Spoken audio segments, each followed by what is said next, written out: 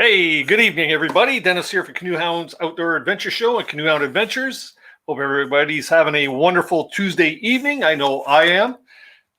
Man, it's been warm outside, huh? It's about time. We're finally getting some nice weather, and things are things are shaping up. Things are shaping up. I understand there's some good news coming down the pipe that provincial parks are going to be relaxing their rules or whatever, and they're going to be allowing a little bit more of backcountry camping and stuff like that. Hasn't come down yet, but I understand that is going. I seen somebody had posted that online a couple days ago on Facebook, so let's hope it's true. And I hope right alongside of that, I hope that the whole backcountry camping is going to be the same thing on Crown land, because I'll tell you, I'm not shooting for the provincial parks when we're free. I'm heading for the Crown land. So, yeah. Anyways, CanoeHounds Outdoor Adventure Show is a show geared towards bringing you guys closer to the great outdoors. It's a great way for you to meet YouTube content creators that you guys watch and follow, and all kinds of neat topics and things like that. Just want to apologize tonight. I could not land a guest for tonight's show. Be quite frank and honest. Usually I like to have a weekly guest.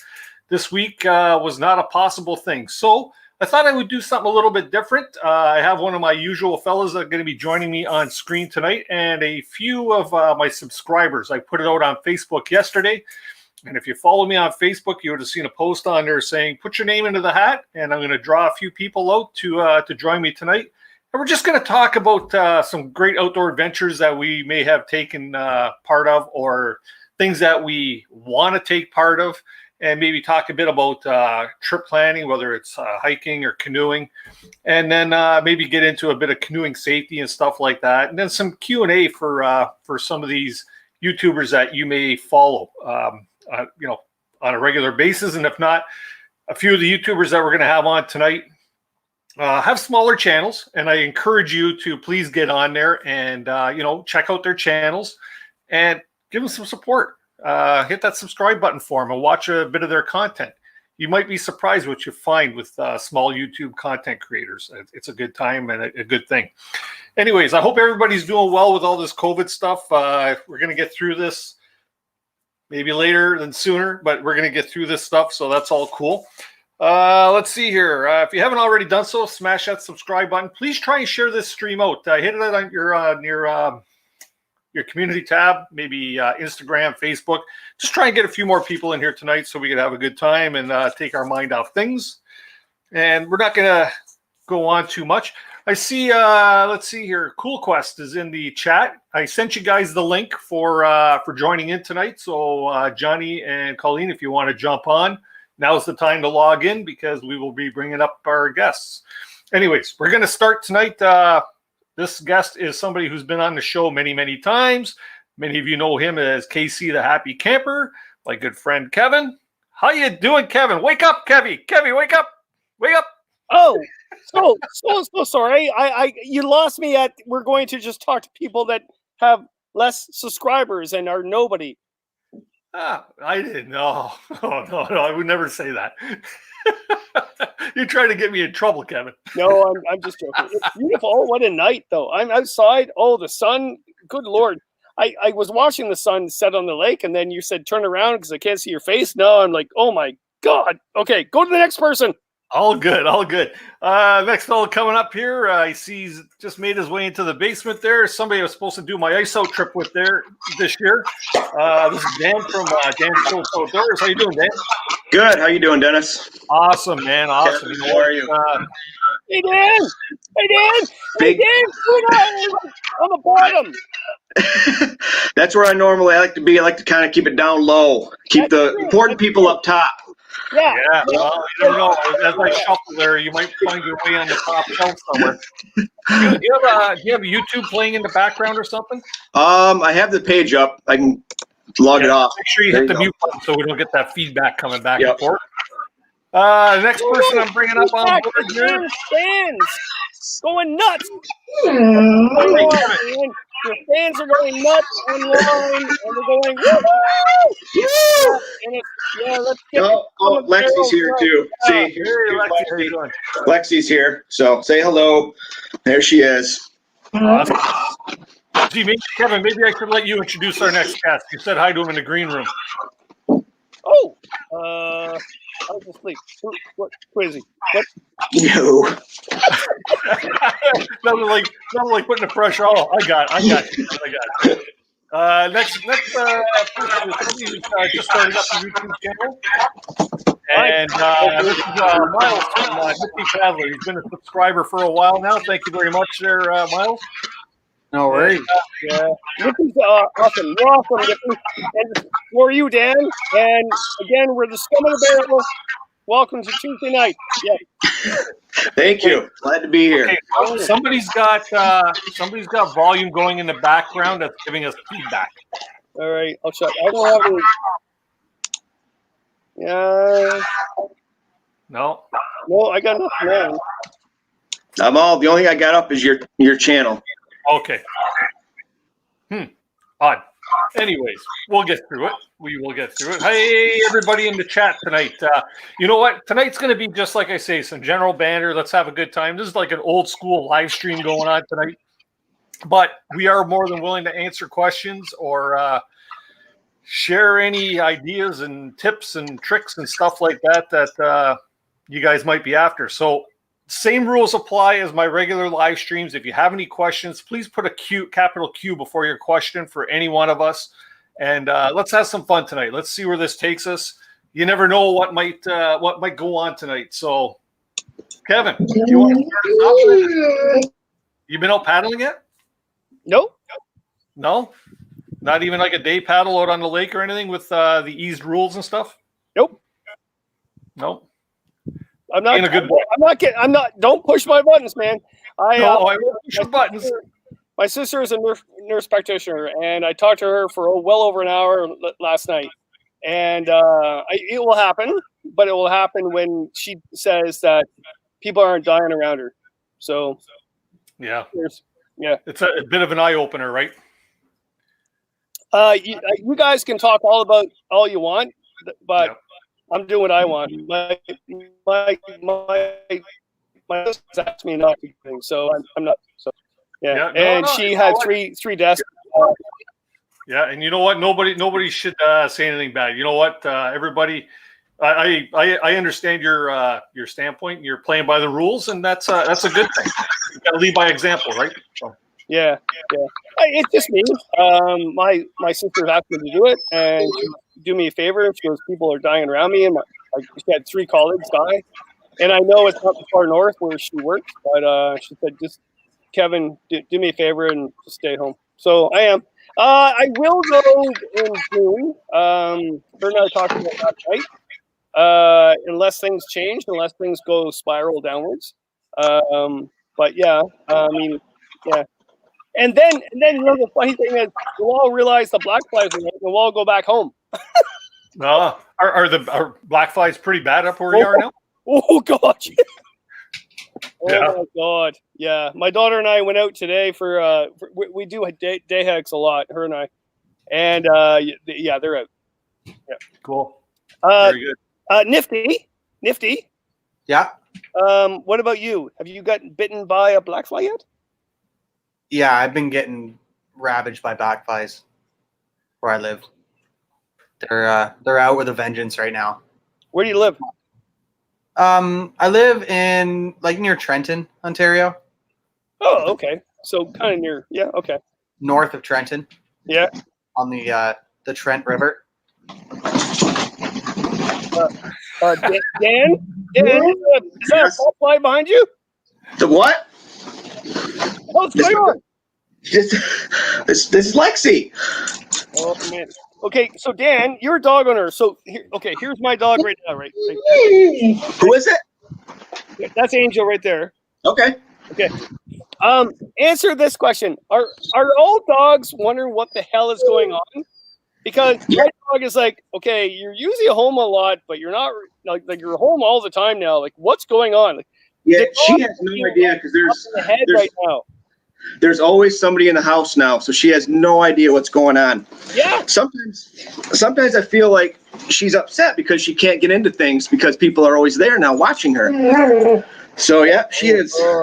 Have you seen that meme going around Facebook there with the little black lab saying, "What the hell's going on with this COVID?" Have you seen that one? It's funny as hell. The dog looks like Lexi, actually. Yeah, she is totally confused, but she likes it though. She likes it though. Yeah. Hey, somebody here picked up a new canoe recently. Yeah, this guy over here. I He did. was asking me advice on it there, and I told him the best guy to talk to about a Novacraft canoe would be the guy sitting right above him there. Oh, what'd you get? What'd you get? I got the Uncle Kevin special. It's a Prospector, Novacraft Prospector 16. Oh yeah, it's a good boat.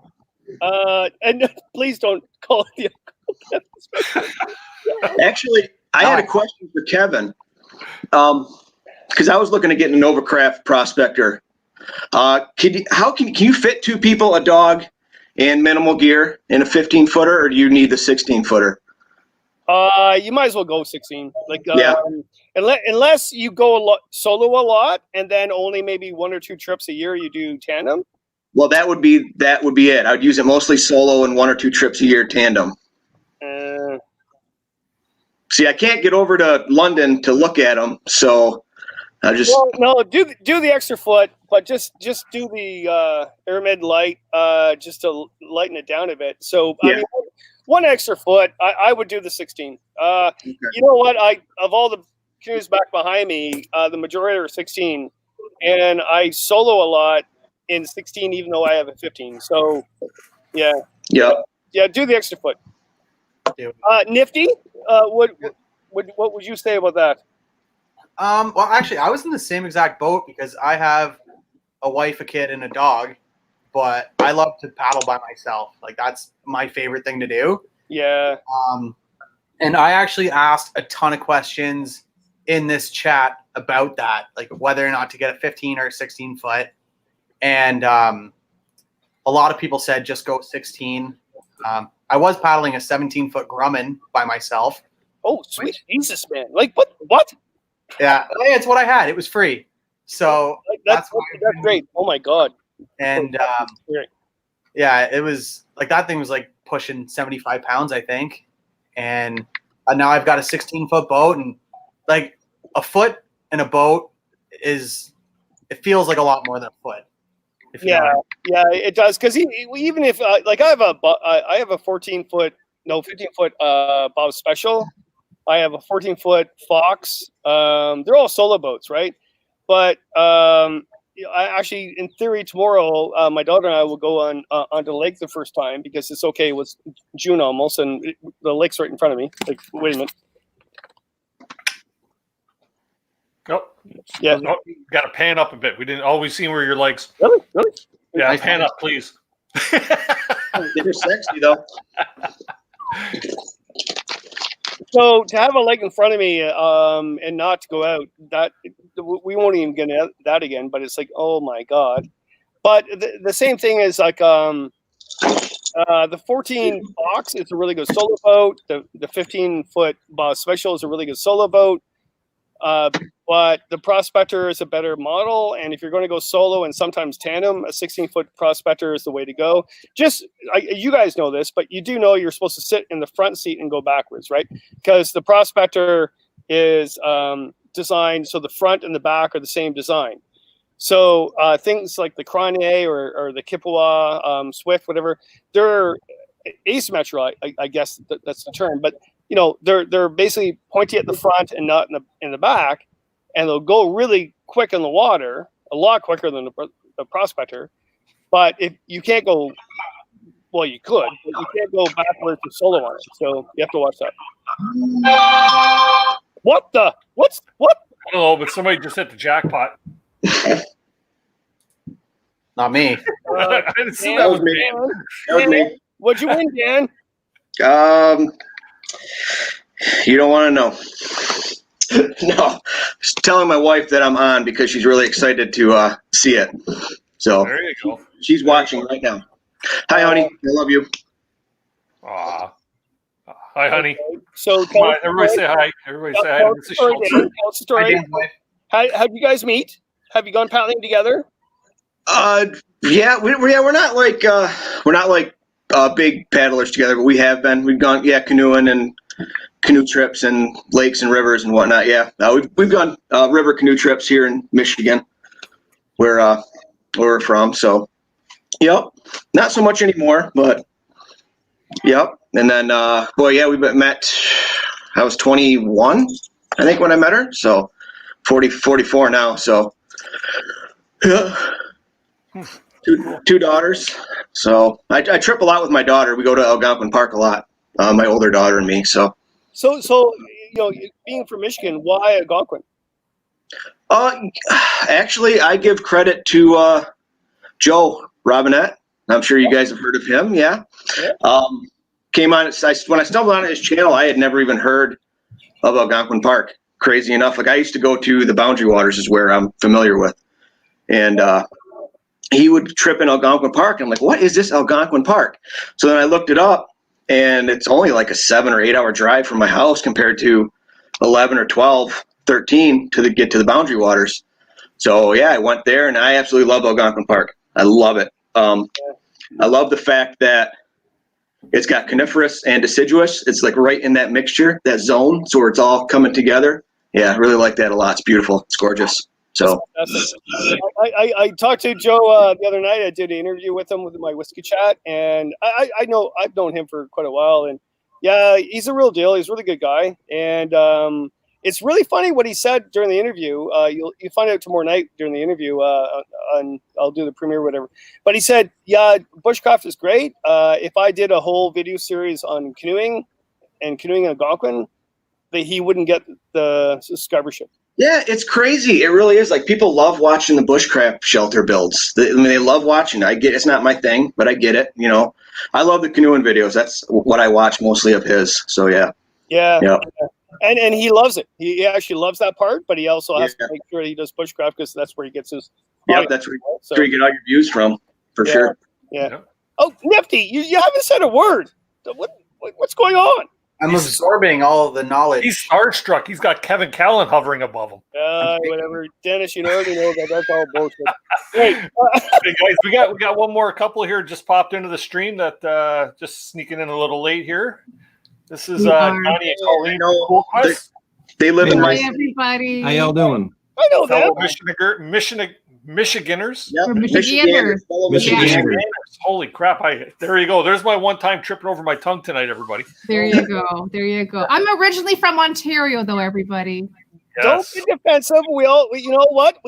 I actually have a lot of amazing, good friends in the United States, our paddlers, and I'm like awesome. Okay, so don't take the negativity. It's not at all. Not at all. What you were saying earlier. What? I'm half American too, so There you go. Awesome. Which half?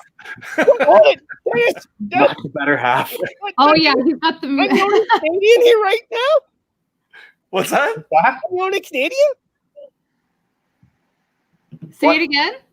I'm the only Canadian here right now. No, I'm Canadian. Well, I'm Canadian. I was born in Canada, but I'm also an American citizen.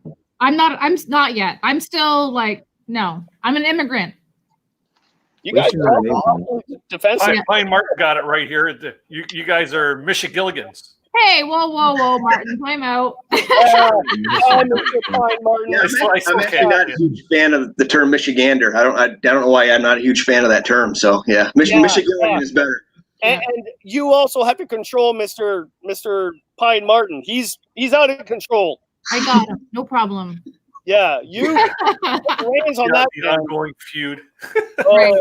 Yeah, no problem. He's out of control. So, And I forgot to mention it, everybody. If you got them, crack them. oh, I don't know. Should I do Oast House tonight, or should I do a juicy ass? I will go to the one in your left hand.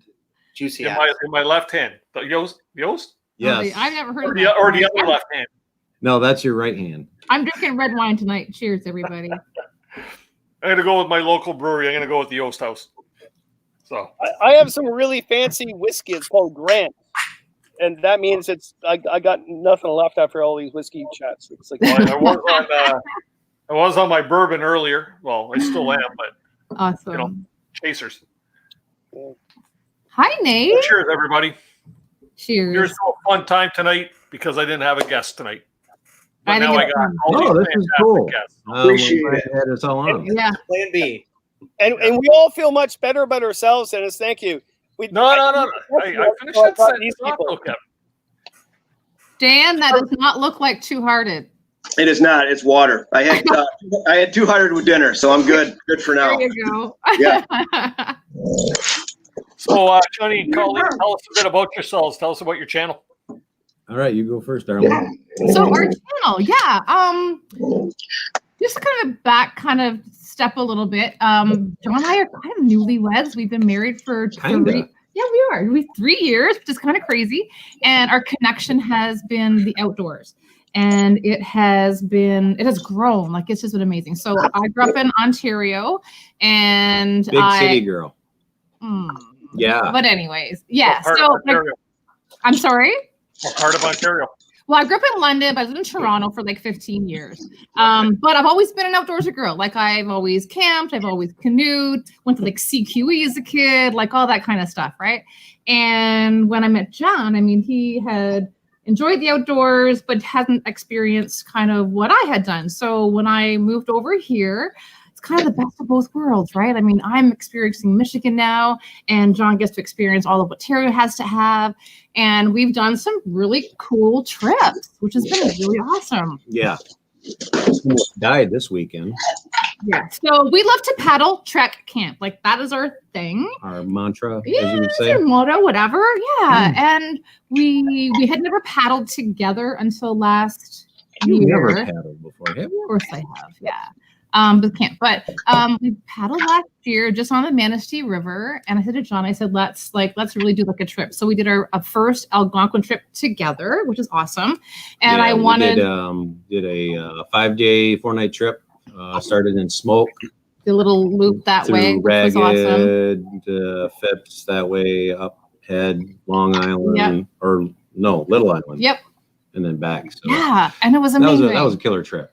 And then we loved it, and we wanted to commemorate it. So we actually had paddles made. We had 2 custom paddles made by Hunter and Harris. So, which I feel very privileged to have those now, knowing that they're obviously no longer in business. So we reached out to Milan and Mira and just said, we are so appreciative that, we were able to have those paddles. Oh, he's going to get them. But we love to hike too, right?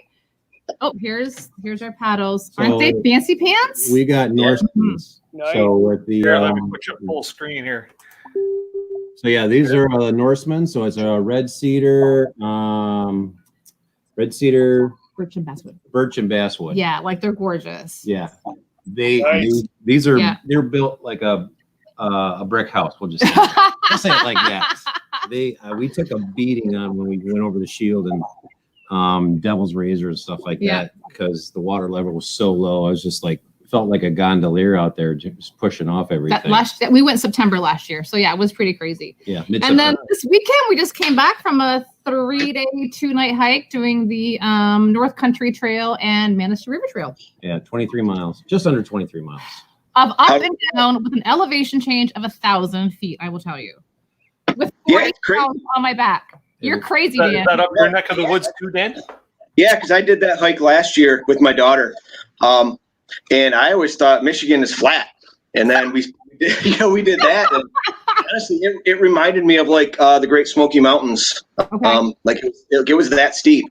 Yeah, it was crazy. It was Oh, wild. Like, I just could not Yeah. believe it. Like, one whole side of the trail, there's like 0 water. So we actually hiked in 7 liters, almost included tequila, of course. That's Right. Right. That's our camp juice. But See, you know, Kevin, you're not the only one. I know, right? You got and steak, right? We had We're all some the same. steak and whatever and all that kind of stuff. So I know. Yeah. But anyway, it was killer, Dan. I have no idea how you did it in 2 days. It was just wild. Yeah, I honestly could not walk for like 3 days afterwards. I'm dying. We're still suffering. It was hard. I mean, but I hadn't backpacked in, man, probably like 10 years. Right. And it was the same as you guys. It was just, we packed way too much. Right.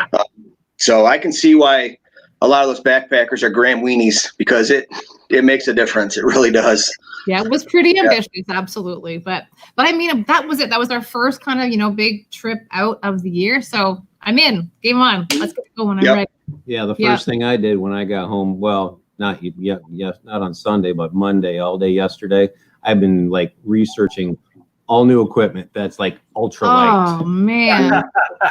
I mean, because everybody has a luxury, right? Like when you go out, who doesn't want a camp chair, right? So we have the Heel and Ox camp chairs that weigh like what, 2.3 or whatever it is. 2.3 pounds. Man, we want to do like the 16 ounces because I mean that's a pound. That is heavy. It all adds up, and like what's the saying? Like ounces equal pounds, pounds equals pain, and it really adds up. You know. Right. I know. Yeah. Yeah. I mean, we have I mean, our MSR. Oh, yeah, Canoe and not hiking. Pounds. Yeah. You're Well, right. it's still in a portage though. Well, it's portaging is a lot shorter than 23-mile hike, Right. where you're just like that's constantly on your back. True. But what we didn't know, and we just found out, is that you could hike up one way, or sorry, go up to I think the dam, drop off your kayak, paddles, life jacket, and then hike up and then kayak back. Is that something you can do? A lot of people do that. Yeah. That's pretty cool. A lot of people do that. So I think that might be on our list soon. That's pretty awesome. Mhm. Awesome. Cool. So for you Michigilly-ganders, Stop it. Really, Ganders. Wow. how are the restrictions up there for you guys right now? With all this stuff going on. The only thing that's open is the Hiawatha and Huron National Forest, which is where the North Country Trail, Manistee River Trail is. Right. All state land is closed down to overnight camping and campfires. The Hiawatha and the Ottawa National Forest, which is in the UP, that's all closed down. So essentially, the only thing that's open is the Manistee Huron National Forest. And it was really busy this weekend. Was it? Yeah, I kind of wondered. Yeah, it was. I mean, it was. So many people were like day hikes, whatever, which is awesome. They were out, right? It wasn't crazy, but it was definitely was busy, right? Yeah. Oh, yeah. And I think our campgrounds are open June 10th, and then the state parks are open the 22nd. So I'm hoping. Yeah, we'll just say technically they're supposed to be, but when we were driving around, I saw a ton of campgrounds. I know. Yeah. It's anyways, so. Yeah, there's very cool. There was no social distancing by all means. No, people kind of don't care anymore. They really don't. Right. Fortunately. I still think they should, but yeah. Oh yeah, absolutely. Agreed. Yeah, we're gonna get hit by the second wave, and it's gonna be more devastating than the first, I think. But roundabout back to your question, so our channel is just being, I mean, primarily just having fun, being outdoors, or associating something with the outdoors, whether it's Colleen's working on camping backpacking. I made a killer keto chili and cauliflower rice for the weekend. Dehydrated, it kicked butt. You're gonna love it. Oh yeah, it was video delicious. to come. She's working on that. Yeah. But and then working on whether it be gear reviews and stuff like that. Right. Well, Dennis. Let's have a night of I don't know who these people are. I got nobody else to invite, so let's have the. What? Okay. I think you were pretty good. I lost what Kevin said. Hey, can you repeat that, Kevin? Sorry, you broke up. Sorry, I was speaking loud. Okay, Dennis. Yeah, sure. Let's do tonight, and you don't have a special guest, so let's get the bottom of the barrel. I think you got some good people here. The hell's wrong with you? This isn't the bottom of the barrel by all means. You know why? These are people that follow me, and I appreciate it. Well, absolutely. Yeah, I'm just gonna say, like, we've only been on YouTube for not even 2 months yet. Like, and it's been so fun. And we've met amazing people, obviously through here. And when we did mostly through, with Dennis. And when we did our little intro video, we actually did we always call like a Dennis's trailer. I'll have to send it to you, Dennis. And we just talked about the community that Dennis has created on both sides of the border. Like, it's really, really cool. Like, Dan, we'd never met like in person. We lived like 20 minutes from each other. Yeah. So, which is kind of cool. So I think it's a neat little connection that I think we're all going to have. And I would love to do some like amazing collaboration. I don't know what that looks like, but I think it'd be really cool. Yeah, before this all took off, Yeah. our total plan was to, I mean, I guess it was a plan, but to meet y'all at Canoecopia. That was the first step. Yeah, for sure. So, I mean, we got our tickets and everything, and we're going to do the whole weekend gig. And then, so that went down the drain. Yeah. Well, thanks, Martin. You're going to like the video, I promise. But I do have a question for you, Kevin. You're a big Novacraft guy. What is the big diff between you, Novacraft, Swift, and H2O? Because we're looking in the market for a 16-footer Kevlar carbon fiber light style boat. Right. Okay. I don't much about H2O. I'm not saying they're a bad boat, but I don't know anything about them. So we'll start with that. Sure. I do know Swift boats, and Swift boats are really good. So don't knock Swift at all. I like their Kippawa. I like their Keewatin. When it comes down to Novacraft, I've known them for years. Tim, the original owner, which just sold a year ago, Right. really good friend of mine. But how I became friends is I really, really liked his Prospector. So there's a Prospector model that was designed. So all these companies will buy that design, but it's not the true design of the Prospector. They always have to make a knockoff. It's just like a writer can't say the same quote, right? Sure. So I've always liked Souris River and also Novacraft Prospector. So I've got tons of them. Like that's what I paddle. So to answer the question, I don't know anything about H2O. I don't know anything bad or good about them. I just don't know anything about them. Swift, they make a good boat. I just don't know much about them because I don't paddle them. So I've always had the Novacraft Prospector. I have a Bob Special. I have a Cronier. I have a Fox Novacraft boat. I also have a Voyageur canoe that's made in Millbrook from Glenn that probably doesn't make them anymore. It's one of my favorite designs that he designed for Bill Mason. I've paddled that for years. I actually also had a Scott canoe and a Winona canoe that I don't have anymore. I gave off to other people that don't have a canoe. So Awesome. you know what? That's not a good answer, but I like Novacraft Prospector for no reason except I've always liked it for tripping. Okay. Okay.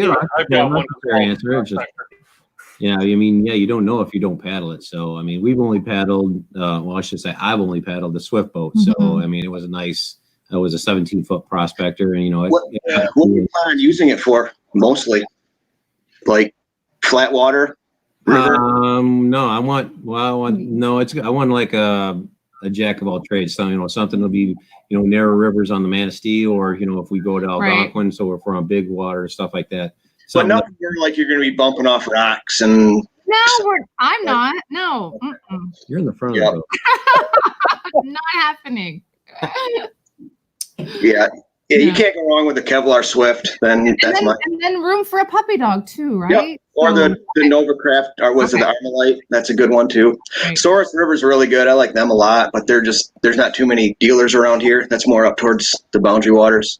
Okay. Right. Yeah, my biggest thing is paying the duty free coming back with that boat. Yeah, we got to figure that out. Get the duty free. I know. Oh, yeah, that's right.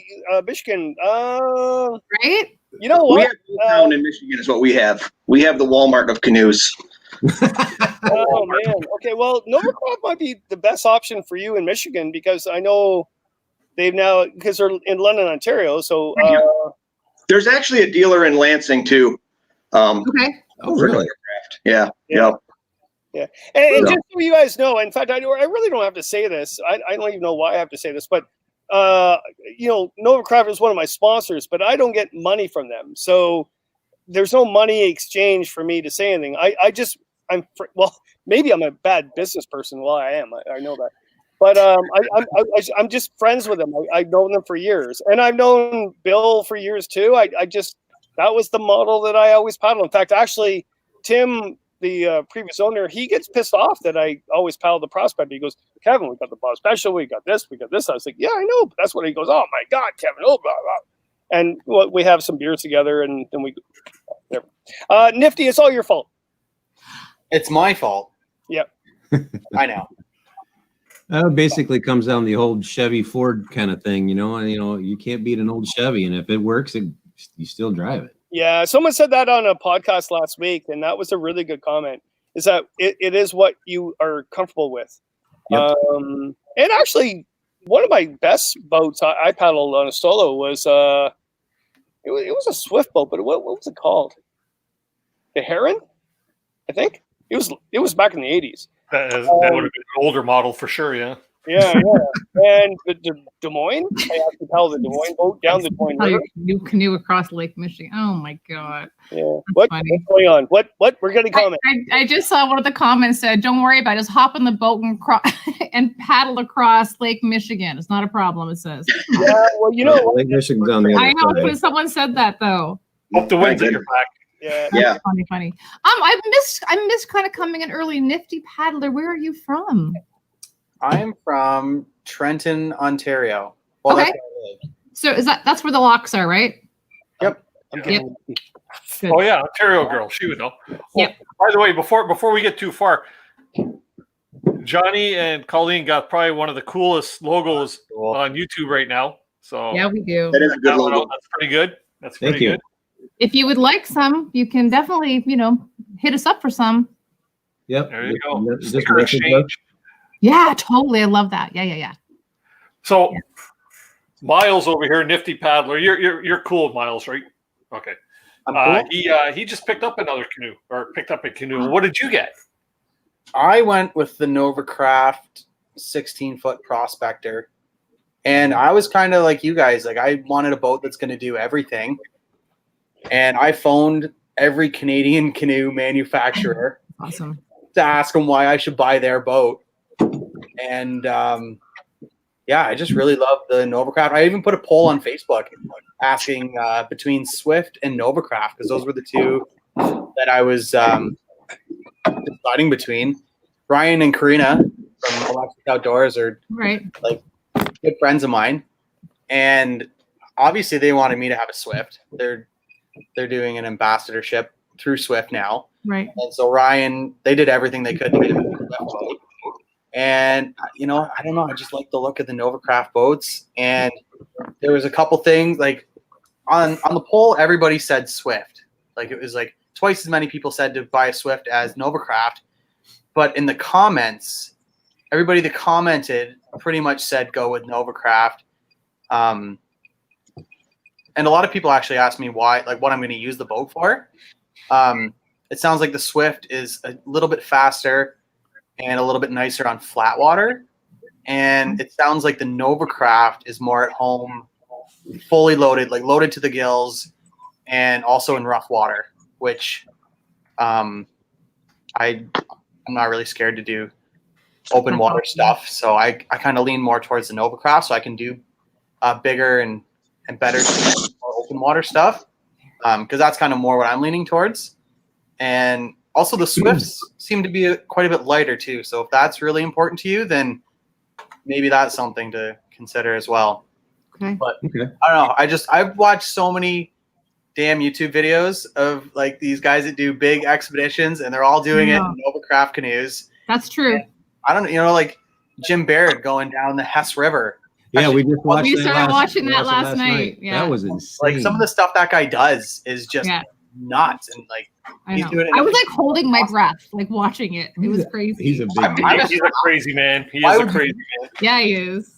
But yeah, he's Just for the record, I've got a 16-foot Novacraft Prospector as well in Royal Light material. And then I've also got a 14-foot Prospector Swift canoe for my solo pack boat. And you know what? They're both two totally different vessels for basically two totally different things, right? But you know what? I've owned a Novacraft canoe for probably the last 25 to 30 years. Started out with a Voyager, 18-foot Voyager.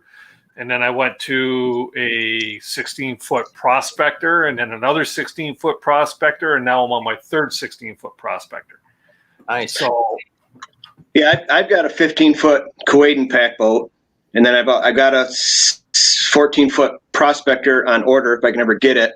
But I also want to get Nifty mentioned. Like I do want a Novacraft prospector, 15 or 16 in the tough stuff, just so when I don't have to worry about, when I'm beating it up. So I think it depends on what you want to do with it. They're all good. They're all good. Yeah. Kevin, here's an interesting question that Jess from Rain Dance Bushcraft is asking. Who built Bill Mason's red canoe? Oh, You would probably know if anybody would. yeah, I do.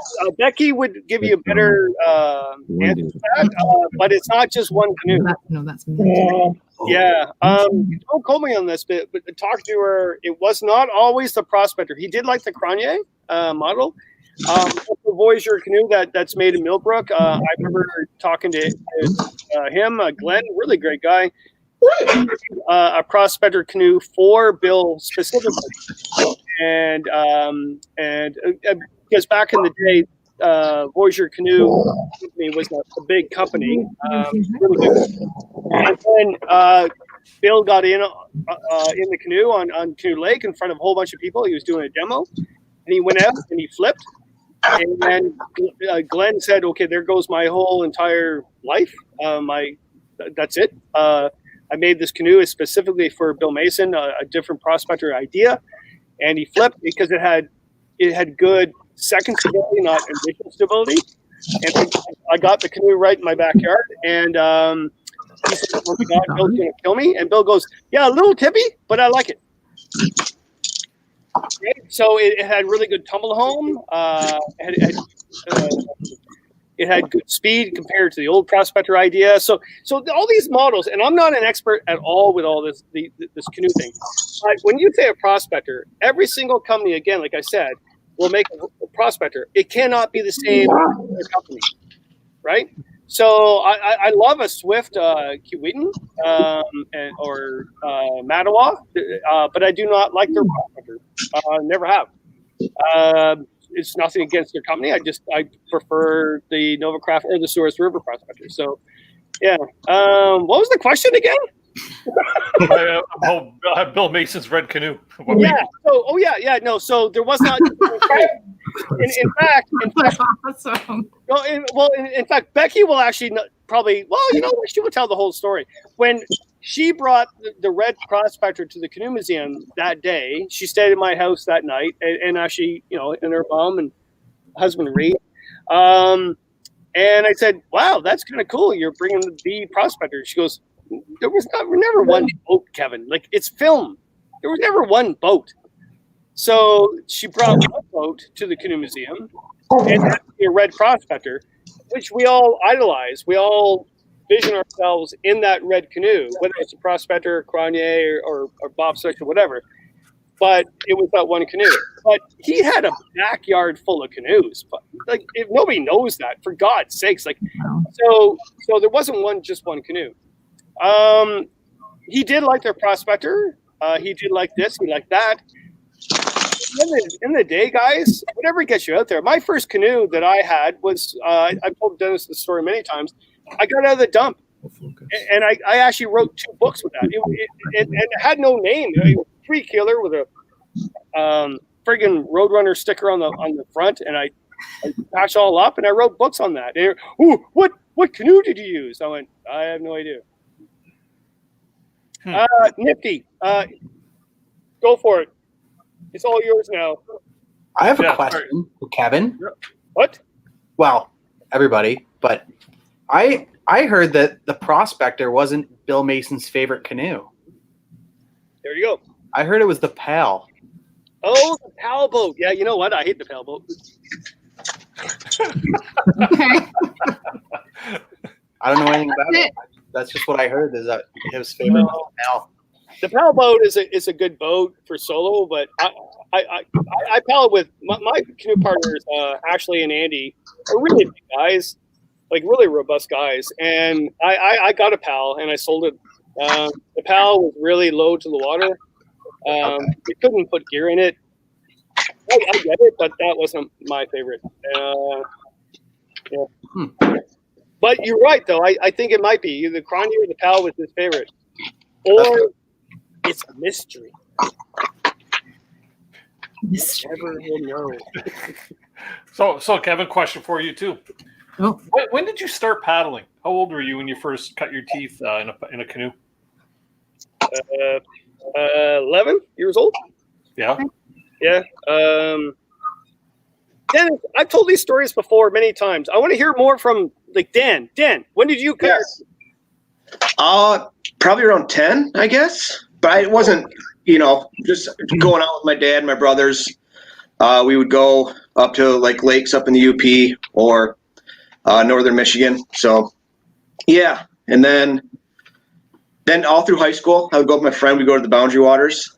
And then kind of took a hiatus from it for like 10 years, I want to say. And yeah. What happened? I don't know. I got married, had kids, and then it just kind of other things got in the way, And but I remember it's funny because I remember trying to figure out, okay, I'm gonna save some money, cut some corners. I'm like, I don't need cable anymore. I'm just gonna get like a Roku. Do you guys know like the Roku player or whatever? Yeah. So anyways, hooked that up and then realized you could watch YouTube on your TV. And then the first video that popped up was Joe Robinette's 5-day solo in Algonquin Park. And then it kind of hit me. I'm like, oh, yep, I remember how much fun this was. And so got back into it. Yeah, love it. Absolutely love it. So it's so true. I mean, we loved to vacation. And when we did our 5-day Algonquin trip, I mean, it was the hardest working vacation you're ever going to go on, but it's the most rewarding vacation you're ever going to go on. Like, it's amazing, right? Love it. I mean, the best part of the trip, I think, is when we were on Phipps Lake. We were there's only 2 campgrounds on that lake, and they only allow 1 set of campers. So we had the whole lake to ourselves. That's pretty special. So definitely. And that water was ice cold. It was cold. I kind of feel heated too. Like I didn't realize, like I always went to the Boundary Waters and I didn't realize how much was in Canada. Like I knew you could canoe in Canada. I've read books from Michigan authors and talking about canoeing in Canada. I had no idea how much, even outside of the provincial parks, how much crown land there is and how much, just so many places within less than a day's drive from There's a me. lot of opportunity for paddling, definitely. Yeah. It's crazy. And we're in Michigan. It's like it's river paddling. Honestly, it really is. Yep. So yeah, we don't have the lakes that you have, which is crazy because you're just on the other side of Lake Huron, so you think it'd be the same, but it's not. Yeah, no. True. There's some old guy, I can't remember where I heard it from, but they said that the canoe is like the chuck wagon here in the States. Right. Yeah. You answered that was me. What? Oh, no. Maybe it was. Maybe. Uh-oh. I always remembered it. No, I'm just joking. That was it's a gentleman that his son runs a company.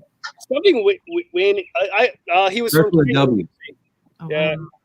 I don't know. He basically said that the United States, you've got the chuck wagon to explore the West, and Canada had the canoe.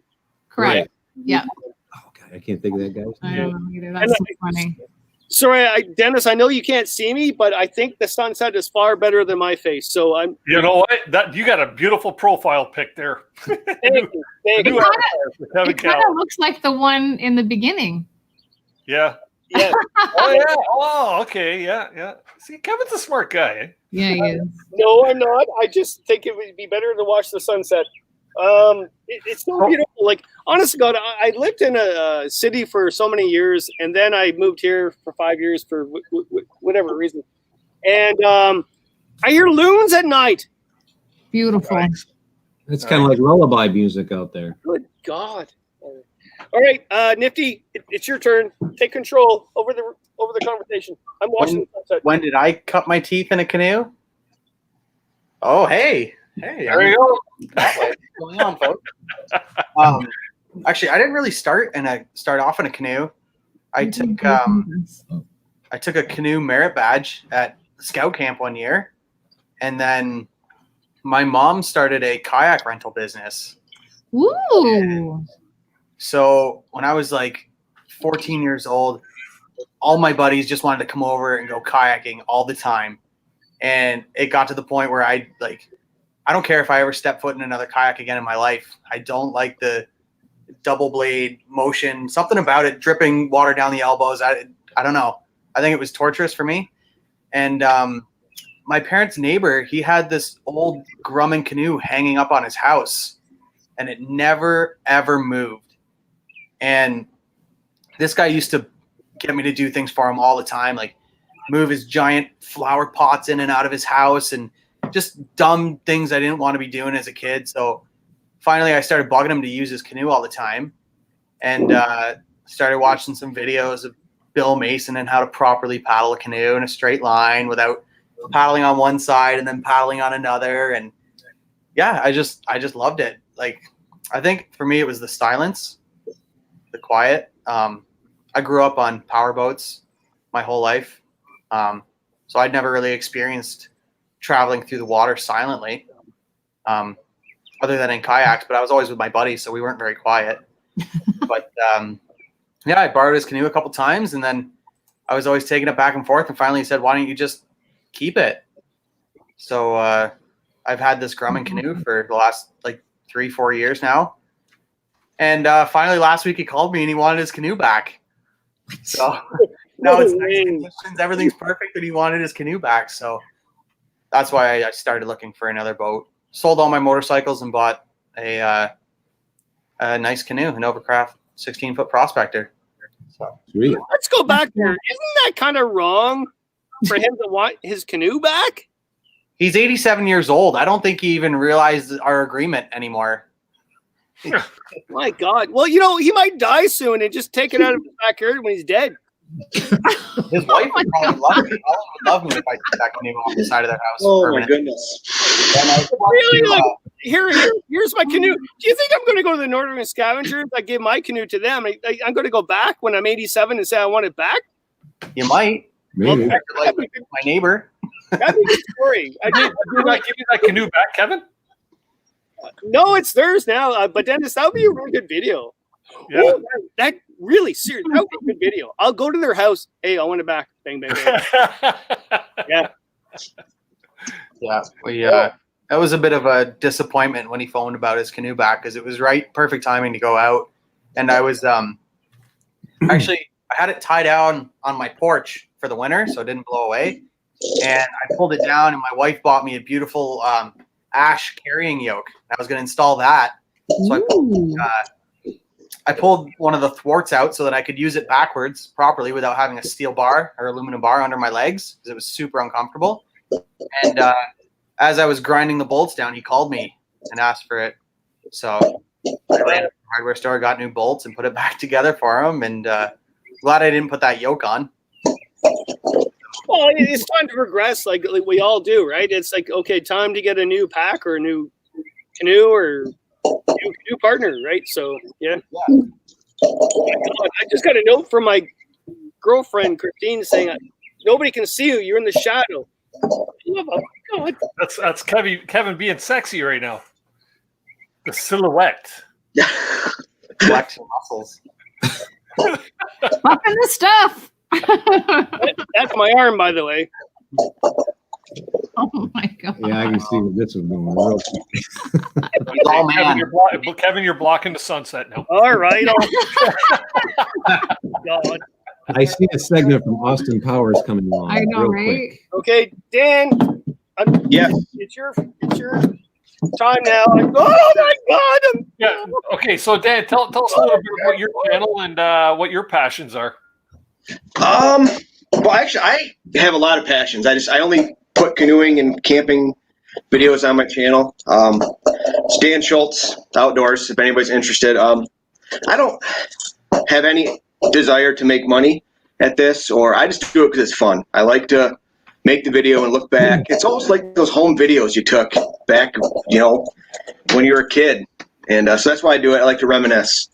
And then, yeah, so actually I'm like into motorcycling. I go down to the Great Smoky Mountains quite often and ride down there. But I don't show that. Family's got a cottage up in northern Michigan. I don't show any of that. But But yeah, I spend a lot of time up there. And yeah, he's got a great channel too. Adam, he's got a great channel. Yeah. If you guys don't know his channel, he's really good. He goes to Temagami and Algonquin a lot. So, but yeah, those are kind of all my interests. Sometimes I feel like I have too many hobbies. I don't have time to do everything I want to do. True. Yeah. But yeah. So, and like I said, I'm going to keep making videos as long as it's fun. Once it's fun, I won't do it anymore. But right now it's fun. Just having a good time. And it's a lot of work. It's a lot of extra work making the videos and doing all the editing, and carrying all the extra camera weight is a pain in the butt. Yes. It really is. Yeah. Agreed. Like last year I went to the Boundary Waters and I didn't film it. And it was really actually pretty refreshing to just not film it, to just not have to deal with all that extra hassle. But then I get back and now I'm sitting at home and I'm like, man, it'd be really nice to have a video and watch it, you know? So, yeah. Right. Yeah. I got a kick out of your one video when you went harvesting wood and you're driving through the forest there and your dog bailed on you. Oh my gosh, she's so yeah. hyper. Yeah. For the truck? Yeah, I had the window all the way down. We were just driving down some 2 tracks. I was looking for some wood because that's how we heat our cottage. And so she was just really hyper. She wanted to get out and run, and I was just going slow enough, like 10 miles an hour, and just all of a sudden I look, she's there, and I look again, and she's gone, and she's just tearing off through the woods. Yeah, she's crazy, man. But she's great. Like, she's a great canoe dog. Awesome. She sits in the canoe and she'll get in when I tell her to. She'll get out when I tell her to. It's nothing on me. I wish it was. It's just good breeding. So, Lucky. yeah, she's the best dog I've had by far. So, And she's a purebred black lab? yeah, purebred lab. She's a 1.5 years old. She goes under the knife Tuesday. She's gonna get spayed. So, yep, just to get spayed. So, yep. What kind of dog you got there, Miles? I have a Siberian Shepsky. Oh, what? She's 57, everybody. 57. A Siberian who? By what? He's There she is. German Shepherd and Husky mix. Okay. Cool. Yeah, Nice. we got her as a rescue dog off of Facebook. Cool. Oh, very nice. Angel. Yeah. Yeah. She's a good girl. What kind of a dog is Angel?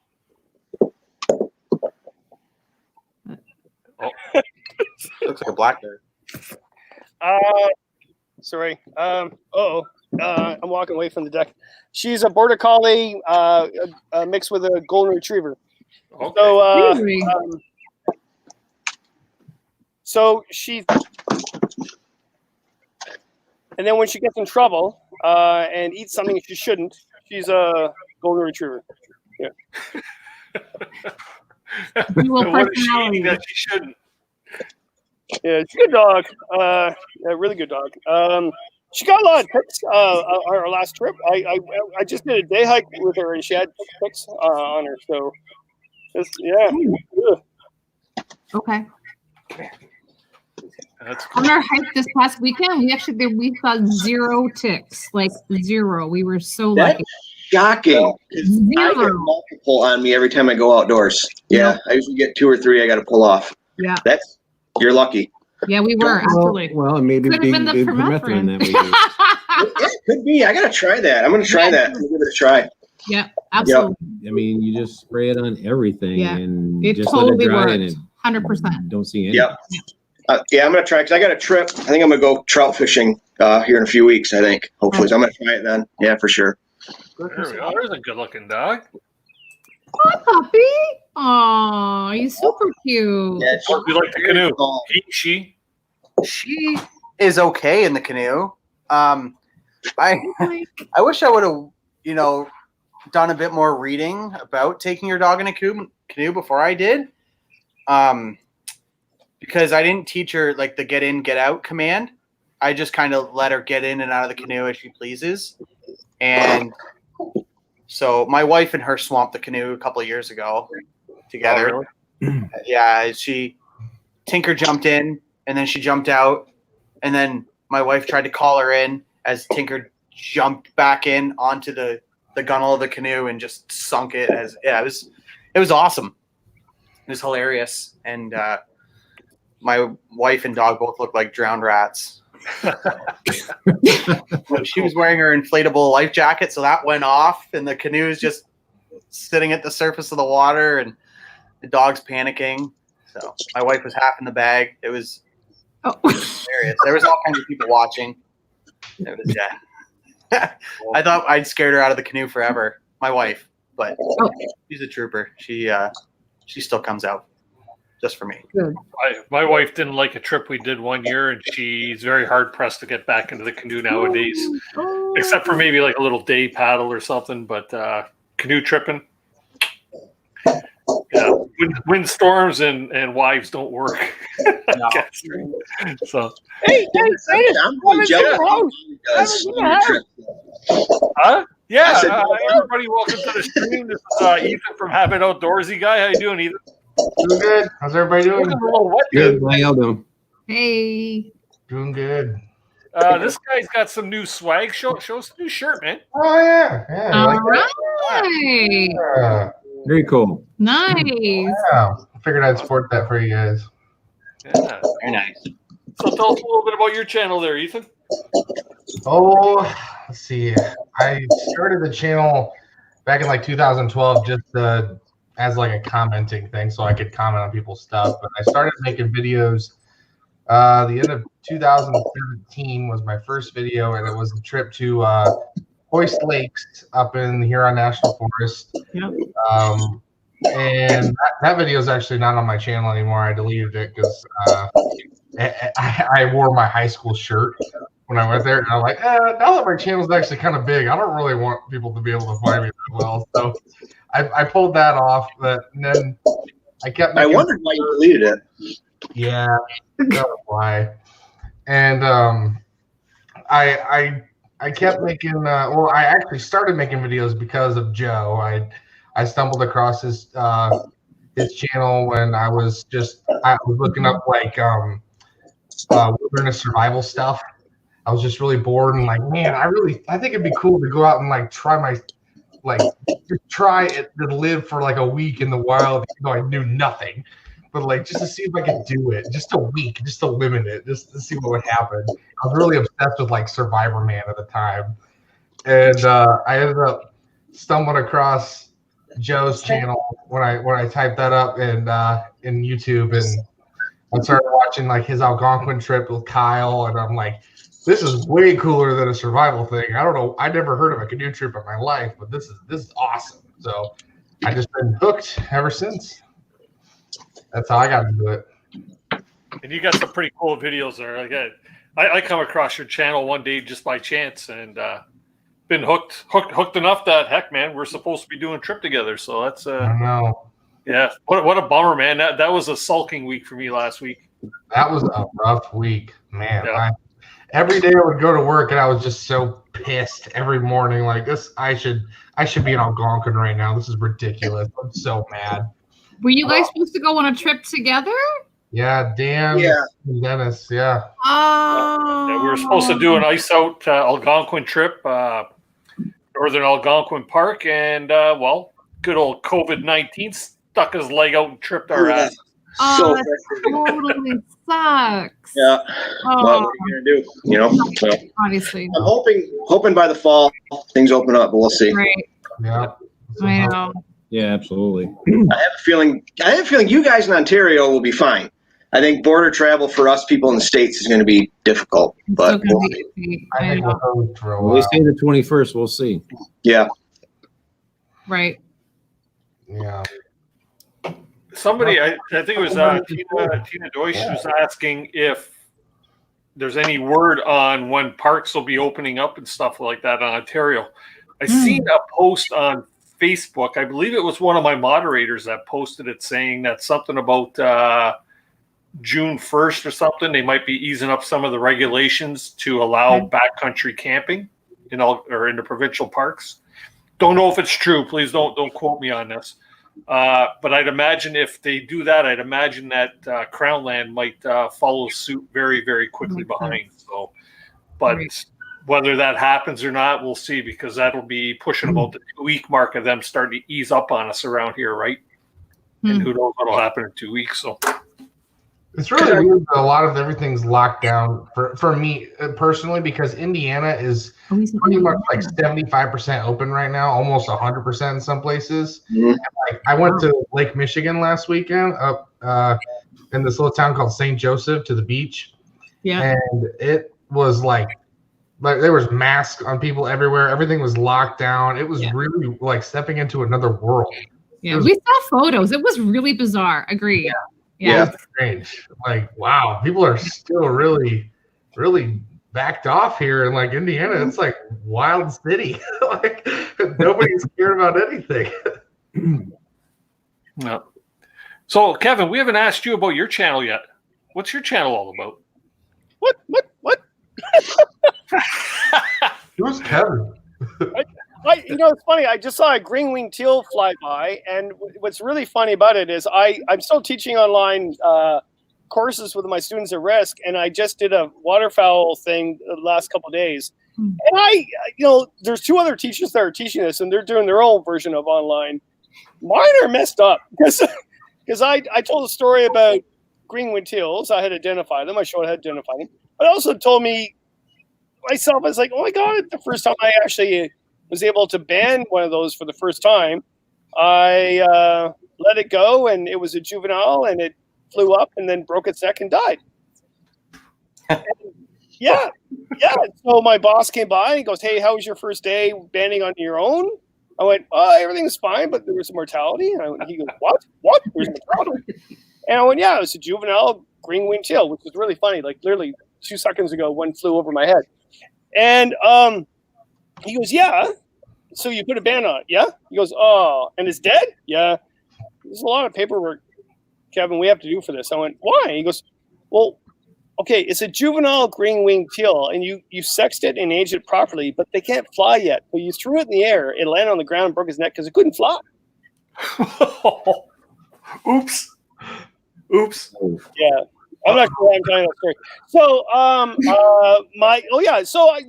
my pandemic thing has been doing these interviews with amazing people, and the list goes on. I started doing it because I was going to do a documentary. I got a job doing film documentary on interviewing some individuals that motivate people to go in the wilderness, to get people to motivate to get in the wilderness, and that all fell apart. And then in the morning I woke up and I said, well, I'm just going to do this on social media. And I started doing whiskey chats with people I know, and I realized I know a lot of people because I'm old. And yeah, like I was saying in the beginning, I just interviewed Roy McGregor tonight. Like, oh my God, I interviewed Roy McGregor tonight. That, like, seriously, it's amazing. He's a really good guy. He's been friends with me for many years, but he's an idol, like in Canada, as a writer and canoeist. And holy crap, Cliff Jacobson. Actually, it was really kind of cool because you guys are all American except for Dennis. Sorry. I'm only a half breed. Yeah.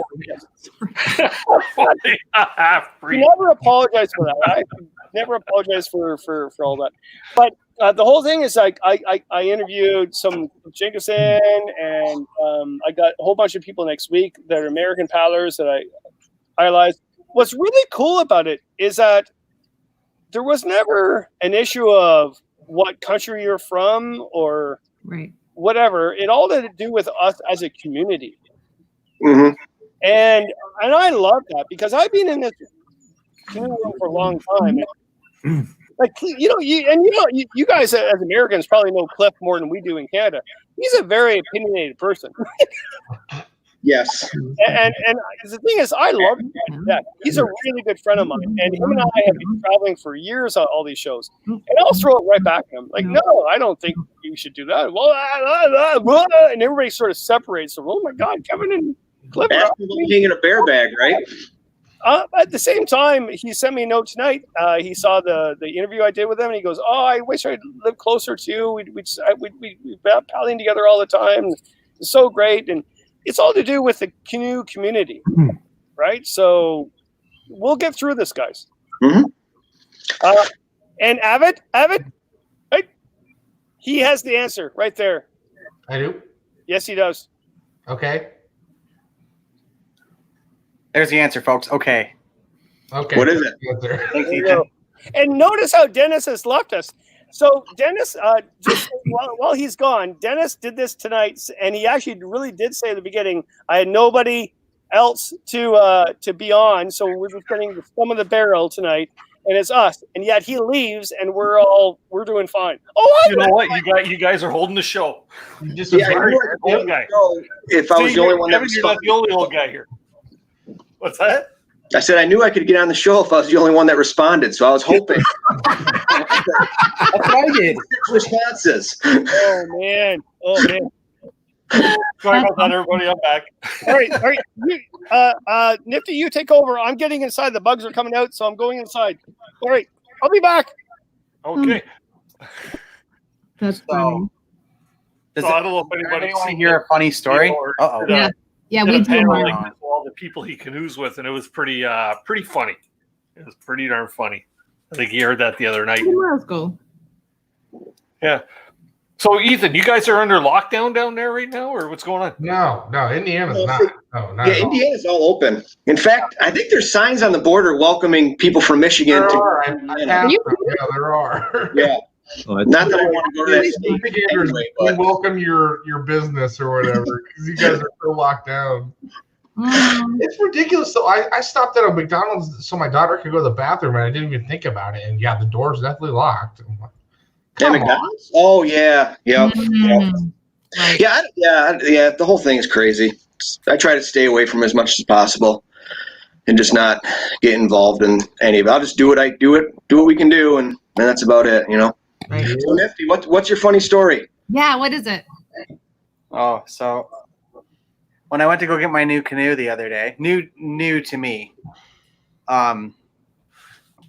I was checking the thing out, and the guy, he told me about how nice it was and this and that, and so I was pretty excited. Like, I'd never even seen a Novacraft canoe in person, right? I'd only seen them on TV, so I was fired up about it. And we're talking about the canoe, we're talking about price, this and that, and he says, "Do you want to try paddling it?" And I was like, "Yeah, man, like I got to try it before I buy it."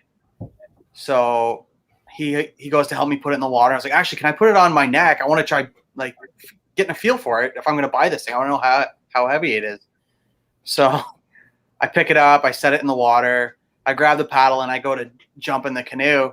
So I set my foot, pretty close to the middle, and then I went to grab the paddle and the gunnel at the same time, and kind of, one swift movement, just kind of slide into the canoe. And when I did that, my feet weren't center, so I pushed the one side of the canoe down, and I missed the gunnel with my hand. So I was holding on to just the paddle, and the whole thing swamps. And so the canoe sunk in the water. I got my phone in my pocket, my clothes on. I didn't bring a change of clothes. I wasn't planning on going for a swim. I'm standing in water up to my chest, freezing cold water. And he's like, "Oh, it's okay, man. It's all right." And I look up, and his whole family is watching me from their balcony in the water. Oh. Like his parents are there, his mom's parents are there, or his wife's parents are there, his kids, everybody. They're watching me dump this canoe. And I heard his daughter kind of whisper to her mom, and she's like, "Mom, you think this guy should really be in a canoe?" I'm embarrassed. I'm trying to shake out my phone, still in the water. So yeah, I jumped out and got the canoe out of the water, got back in, and took it for a test spin. And it was good. It was good. But yeah, it was definitely a little embarrassing. You know Yeah, how we- viral that video would have went if you hadn't been recording? I thought about it. I really did. I was like, maybe I should, because I love asking questions. I love kind of interviewing people. So I thought, maybe I'd pretend like I hadn't talked to him for 3 hours already on the phone and ask him all these questions about the canoe and try and haggle a price and this and that. And then, yeah, you would have seen me go for a swim. That's for sure. That's fun. The water's not that warm yet, in case anybody's thinking about going for a dip. Yeah. You made it big time when you got Nate Muskoka laughing at you. Oh, yeah. Don't worry. I had a whole family laughing at me. Well, it could have been worse if they were all sitting at the balcony with their cell phones, like going like this. Right. That's true. They probably wish they were. And all their videos would be going viral, right? Yeah. Right. Yeah. Wow. Who here is doing TikTok? Anybody doing TikTok? No. I've done a couple. Yeah. I have a 15-year-old daughter. Like, you got to keep with the times, man. Whoa. Okay. Yeah. Yeah.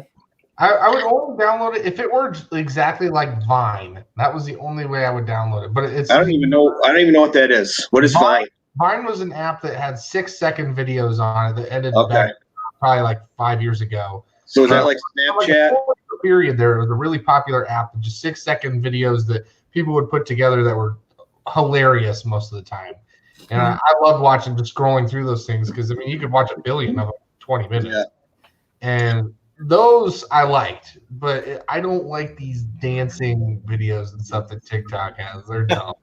They're pretty bad. Yeah, they're dumb. So that says the guy who probably can't dance, right? Oh, I can dance, especially if I do something of these. I can dance. To work. Yeah, you can. Like Chris Farley, right? Exactly. Liquid movement. Mhm. Let's go, Evan. Come on. Oh, yeah. That's I'll funny. have to put it in the video sometime.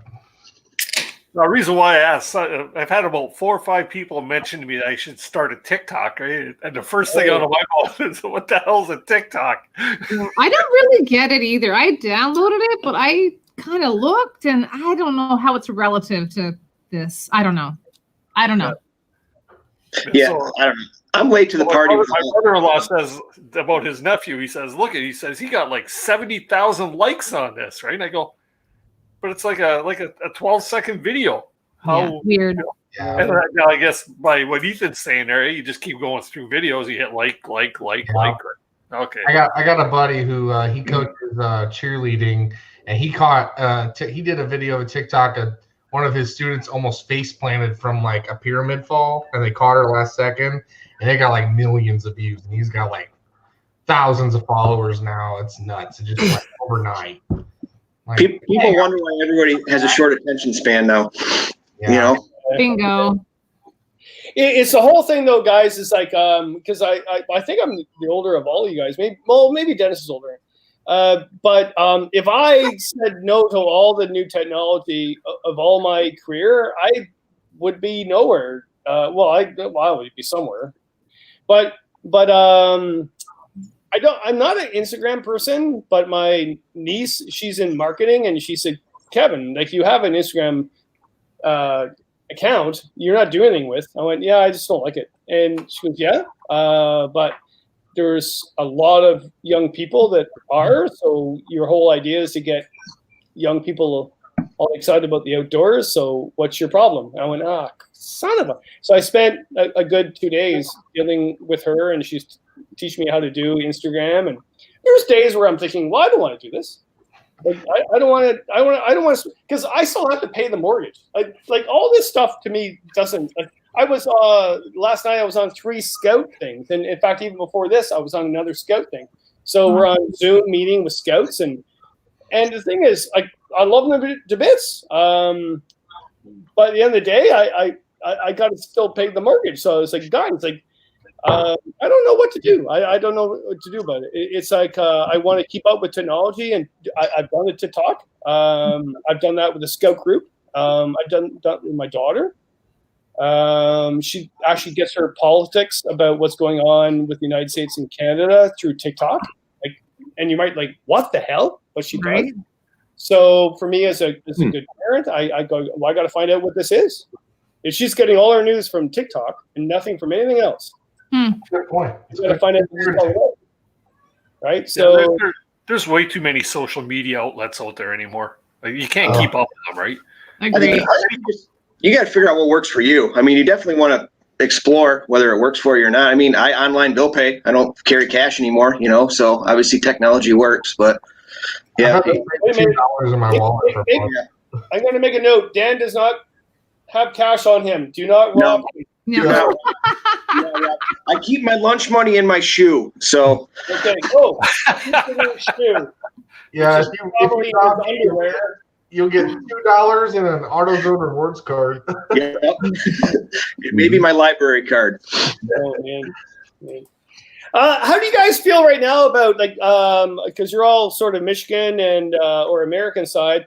You probably knowing, well, most of you knowing your channels and stuff, or Avid, whatever. It's like you can't go to Canada yet. Are you sort of saying, what do we do now? Do we go to the United States? Because your country has amazing wilderness areas, but you're losing the draw to come to Canada. Yeah, my plan this year for trips, I'm not making any plans whatsoever until the United States fully opens up. I'm at this point I'm halfway ruling out Canada because I really don't. Trudeau is pretty set on not opening the border for a long time because he doesn't want to reverse any of the progress that have been made. So I'm probably just going to end up. I'm stuck in limbo waiting for the United States at this point. Yeah. There's a couple areas like up in the Upper Peninsula that I like to canoe. So there's that option. It's not as wide of an expanse as Algonquin or Crown Land. The Boundary Waters is always an option. I've been looking at a couple routes for a fall trip if that's what I have to fall back on. Yep. So yeah. So I got the Boundary Waters and UP. You got to make do with what you got, and Canada will be there next year. You guys will be there next year. So if it doesn't work out. Yeah, that is true. I mean, we obviously have a trip planned for September. We're to go to Algonquin. Plus, I wanted to get home for the summer to see my kids and my family. But if Algonquin doesn't work out for September, we're actually hoping for the Isle Royale. Do a bit of a hike up there. Oh, yeah, that's the man. Yeah. So, Yeah, there you I go. love that. Yeah. That's amazing. Yeah. mhm. So that's on the list. Yeah. Next month we're there to Chippewa Landing. So Say it again, Dan. How are you getting to Isle Royale? Because there's no Flying. ferry service Flying this in. year. Okay, there you go. All right, Oh, all right. yeah. I'm not going to sit. I will I'm not not go going on to that sit on a boat. 4.5 Not a hour chance. boat ride. This would actually be a really good year to go, just because the lodge is going to be closed all year. There's no ferry service. Right. You'll have a lot of privacy there, I bet, this year if you make it out there this year. That'd be a good trip. Yeah. Well, yeah, but if Algonquin doesn't happen For absolutely. September, then I think Isle Royale's on the list. So Yeah. If you thought the NCT was tough, though. Fine. Yeah, Isle Royale's tough. yeah, Tough I got it. Yeah. I just watched that one video on Prime, Amazon Prime, the 55 lakes of the island. Yep. And and then that's why it was because I went to that island years and years ago when I was working in Fish and Wildlife when the wolf population and moose population, the whole thing. I was working on that, and I was like, I want to go back. And then I looked into taking the ferry, and the ferry was closed because of COVID. But yeah, you can. What you were saying, you can still fly in by bush plane. Mm-hmm. Yeah.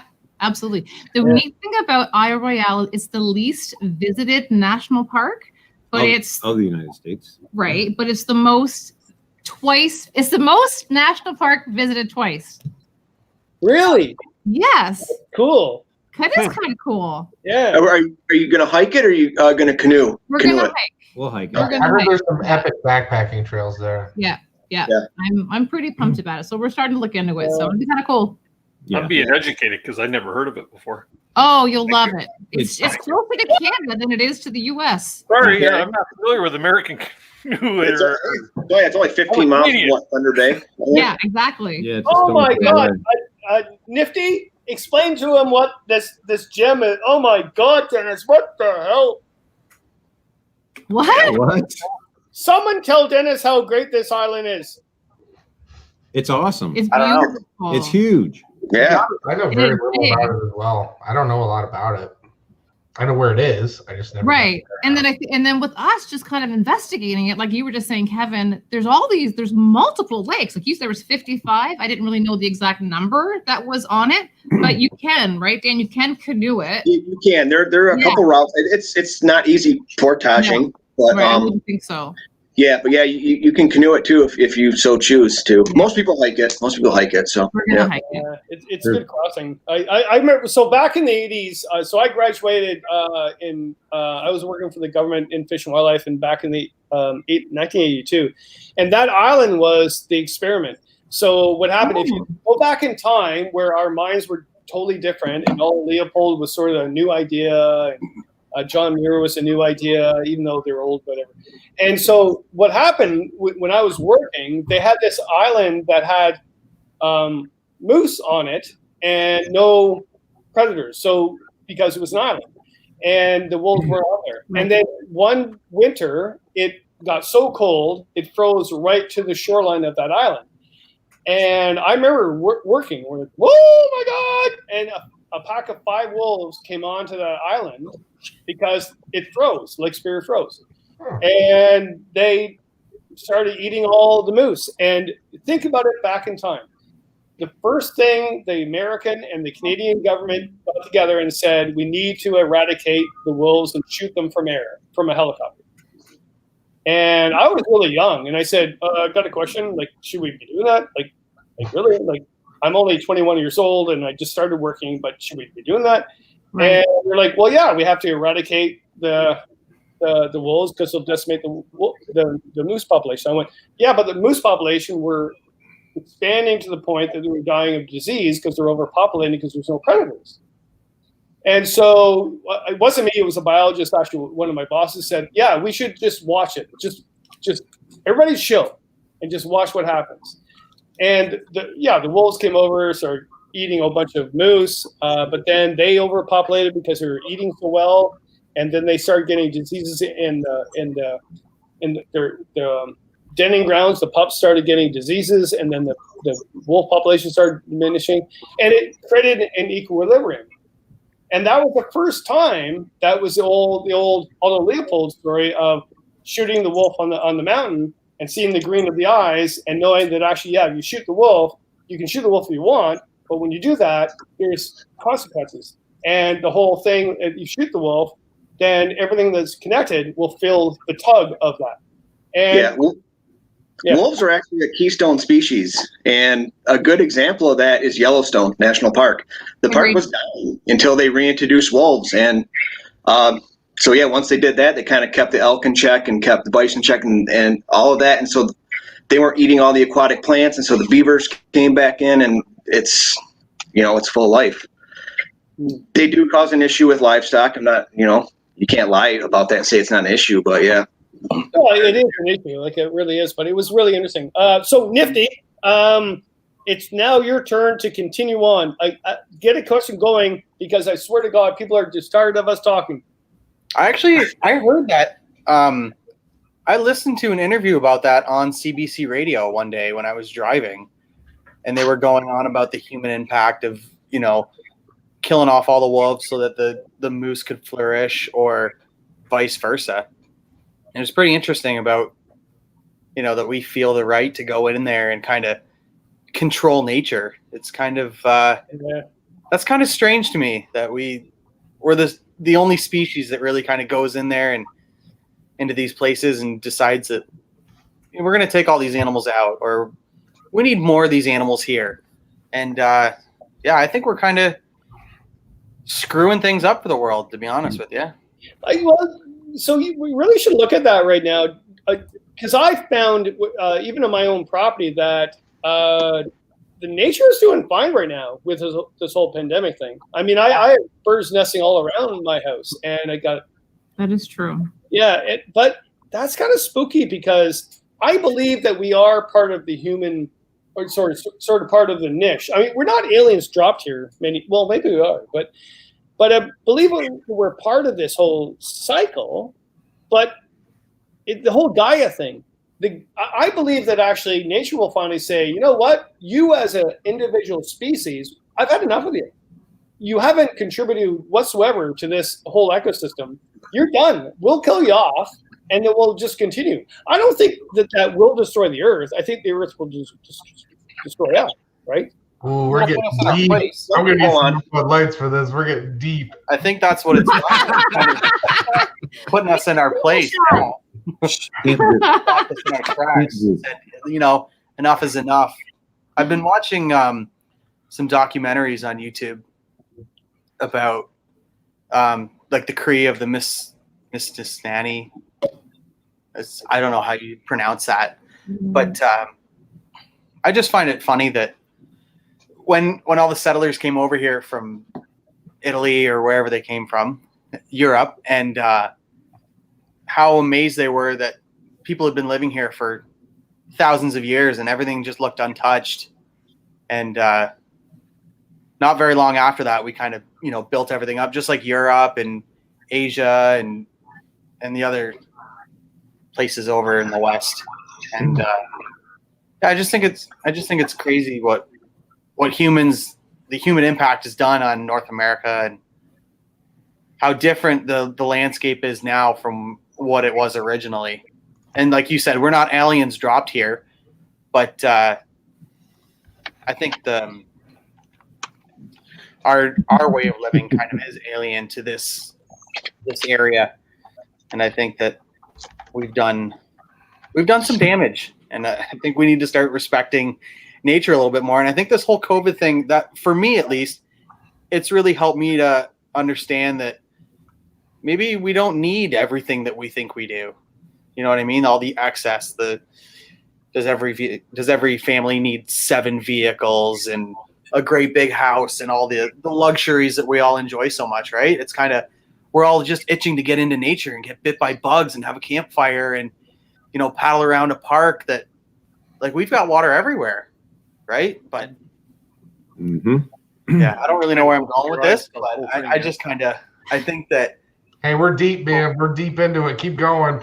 Yeah, there's no going back now. We're committed. Everybody asked. I've been off work for the last 3 months because of you've been thinking COVID and other things, and everyone's like, "Man, are you starting to go nuts? Like, are you losing your mind being at home all the time?" And I'm like, "No, I love it. I don't know. I kind of realized, maybe I don't require as much human interaction as I thought I did." Have you watched any conspiracy videos today? I don't listen. No, I don't. Okay, you're doing okay. No, but Miles, you're true, because when we were out last weekend hiking, there was a lot less garbage out there. There's still garbage. You know what I mean? So there's a lot less stuff on the trail to pick up. So, yeah. So that was a good thing. A little bit less impact, maybe. Exactly. Yeah. Yeah, we've got deer running down the streets of town in some places because it's just they don't know where to do. Like, there's nobody here, so I might as well run down the street. It's amazing, you shut things down for a bit there, and the world starts repairing itself once again. It does. Right? Mm-hmm. What were they saying? Some city that's never seen blue sky for like over 30 years, and now they can see it. India, the country of India, is finally seeing blue sky. I think that's what it was. Yeah, that's wild. Yep. Hey, you know what? It's all in part to all this stuff, right? We didn't have this when we were kids. Well, some of us older people didn't anyways. But you know what? Technology has changed so much. They changed things so much. Everybody's become reliant on it. And the e-waste that's out there is just amazing. Mm-hmm. You know what I mean? I've got 3 or 4 generations of phones left still here that work perfectly fine, but we all have to have the latest and the greatest, right? And where is it all ending up, right? Eventually, somewhere. Yeah. I don't know. Is that deep enough for you there, Ethan? I'm laughing at what Really Big Monkey wants. It's so funny. That's why I started watching flashlight reviews. How you doing, David? Good to see you. Yeah, geez. That's a really good comment, actually, because really, of all the, if you guys are YouTubers, so the amount of people that I get contacted with for doing reviews, it is. Oh my God, I know. Yeah. I'm not big enough yet. So I don't have to worry about it. So. Right. I've got those stupid headlamp emails, and like one reached out. I'm like, okay, sure, I'll take a free headlamp and review it. And then their email had like poor grammar in it. I'm like, I'm out. No, this is unprofessional. Okay. That's funny. So we'll go around the table here. Who's got planned, or who's got what planned for? Obviously, we got to have something planned. I know you're not making plans, Ethan, but Dan, what do you got planned for like the next month or so? Are you got any outings or? Okay, for the next month, nothing, because I don't go out in the woods in June. Okay, I know you guys can deal with bugs. I hate bugs, so I'll go out fishing in local trout streams and that. But I like to sit on the deck and just kind of drink and watch the sunset. So for the next month, that's what I'll be doing. And then I had a trip with my daughter planned to Algonquin in late August. If that doesn't work, we're going to go to the Boundary Waters. A big, huge family trip to Yellowstone with the family. So I think that's a go, I think, because I think we're going to open that back up. So that'll be good. And then a fall trip, I'm hoping to plan with some people, that are here. So we'll see what happens, Fingers. Yeah. So I'm hoping Temagami in the fall, but we'll see what happens. Temagami, nice. Yep. Temagami, truly a beautiful area. Yep.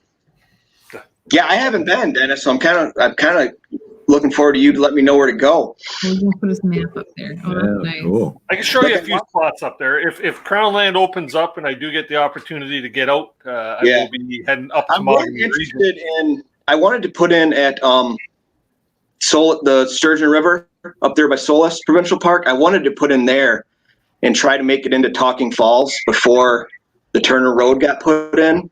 Mm-hmm. But I don't know if I can make that or not. We'll see. That'd be a nice trip. Yeah. You can talk to me. I think well, you guys, Johnny and Colleen, you guys have already said there you got a little bit of a plan, but you guys get out for like little weekend outings at all, or? We do. Yeah, I mean, there's plenty to do around here. So I mean, heck, we're 25 minutes from the lake. Go out to Grand Haven, go to Pronto Pups, get yourself a Pronto dog, and find yourself a little spot on the water. It's easy, but next month we're planning Chippewa Landing, probably just a 3-day 2-night trip up there. As for July goes, nothing yet, maybe hopefully something in the UP, but in September we're hoping, of course, for Algonquin. In August, not sure. And we're like 5 minutes from a little lake from our house here. So when we have kayaks and we just hop on that lake all the time, it's like a 2-hour paddle around, and it's just great to go out in the morning. It's wonderful. So nice. Somebody that knows you. Yeah. My biggest fans. Yeah. There you go. Now, what about you, Ethan? I know some backpacking trips. I really want to get into some more backpacking if canoeing really isn't going to be a thing this year. Like probably some pretty intense multi-day trips, like maybe like some out west stuff, Glacier National Park, Grand Teton National Park, something like that. I've been to both parks, but I've never actually backpacked in both of the parks. I know there's some pretty cool trails. I'm just going to look into that stuff. Maybe just fly out there for a weekend and do the trail or something. I think that's what I'm just going to focus on if canoeing really doesn't open up. So is there no paddling opportunities at all in Indiana? Or? Indiana sucks. You can go to the southern Indiana, but it's not paddling oriented. It's just there's cool state parks you can go to, but there's nothing for paddling. It's really the rivers we have are drainage rivers. Like there's nothing. Drainage. I mean, I almost paddled in that this past Saturday. I did the Welland River down here in my area, and it's like, oh my god, the sludge floating all over the place and everything. But it's like I was out on the water. I was happy. I didn't care. Yeah. What about you, Miles? You know what? I'm not really a planner, to be honest with you. I basically wing it through life, or at least I have up until this point. But I have a 1-year-old daughter, and my plan is to try and get her in the canoe. And, I'm trying to paddle with her more or less, because when my wife goes back to work eventually, she's going to work weekends. And so that's kind of my time to hang out with her, just her and I. So I've been doing some reading on how to get kids acquainted to a canoe, and I plan on reading this. I don't know if you guys have heard this. Oh my Cool. read this book. I just got it for my birthday, and I just Happy birthday. Happy birthday. and just kind of explore around my area, take it easy, like because obviously it's hard to make any plans right now for the future. We don't know when everything's going to open up, and everything when it does open up, it's going to be flooded anyways. So I'm not just going to run straight to a provincial park or a common Crownland campground because I just know it's going to be packed, right? And kind of going back to what I was saying earlier, I'm trying to personally reduce my impact a little bit. So I've just been kind of trying to learn on how to do that. So that's where my focus is. That's why I bought a canoe, is because I don't need to burn any fuel to go anywhere. Just the fuel in my body, right? Like I can carry it on my shoulders over to the water and throw it in and go try to catch dinner. Or if I do want to go somewhere, there's so many places within a short drive of here. I can just throw it on the roof of my car and go for a whole day. Or I just I don't know. I don't have a whole lot of long-term plans. I want to go on a big canoe trip. I bought a backroad map book at the outdoor show, and I've been studying that a little bit, trying to find close places to me, and where has a campsite, where different lakes, and what kind of species of fish they have. So one of these days I'll probably try one of them out, hopefully this summer. I don't know, but I'm just winging it, doing my thing. Cool. That's awesome. So the next time you get out there on the canoe, though, you got to get this YouTube channel of yours started up so that we can see some of these mishaps, like dumping the canoe and stuff like that. So, there's lots of those. Yeah, I got. That's just my life. That's how I coast through life, man. I've been there and done that. Example out of myself. My very first canoe trip, I dumped the canoe, actually. Oh, funny story, Ethan. When I went on my first video on my channel, kind of same deal as you. I watched Joe, and I'm like, all right, I'm gonna go do this, and so rented my pack boat at Huntsville at Algonquin Outfitters in Huntsville, and the guy that rented me the boat remembered you. He said, "Yeah, you're the only guy. You're only the second guy that rented a pack boat this year. The other one was back in June. He was a bigger guy, man, but he was really enthusiastic. He was just so happy, and I knew it was you." Everybody in the store, like all the employees gathered around, except Nate for some reason. He wasn't around, but they all gathered around like, "Wait, where are you from? What are you doing here? How did you hear about this?"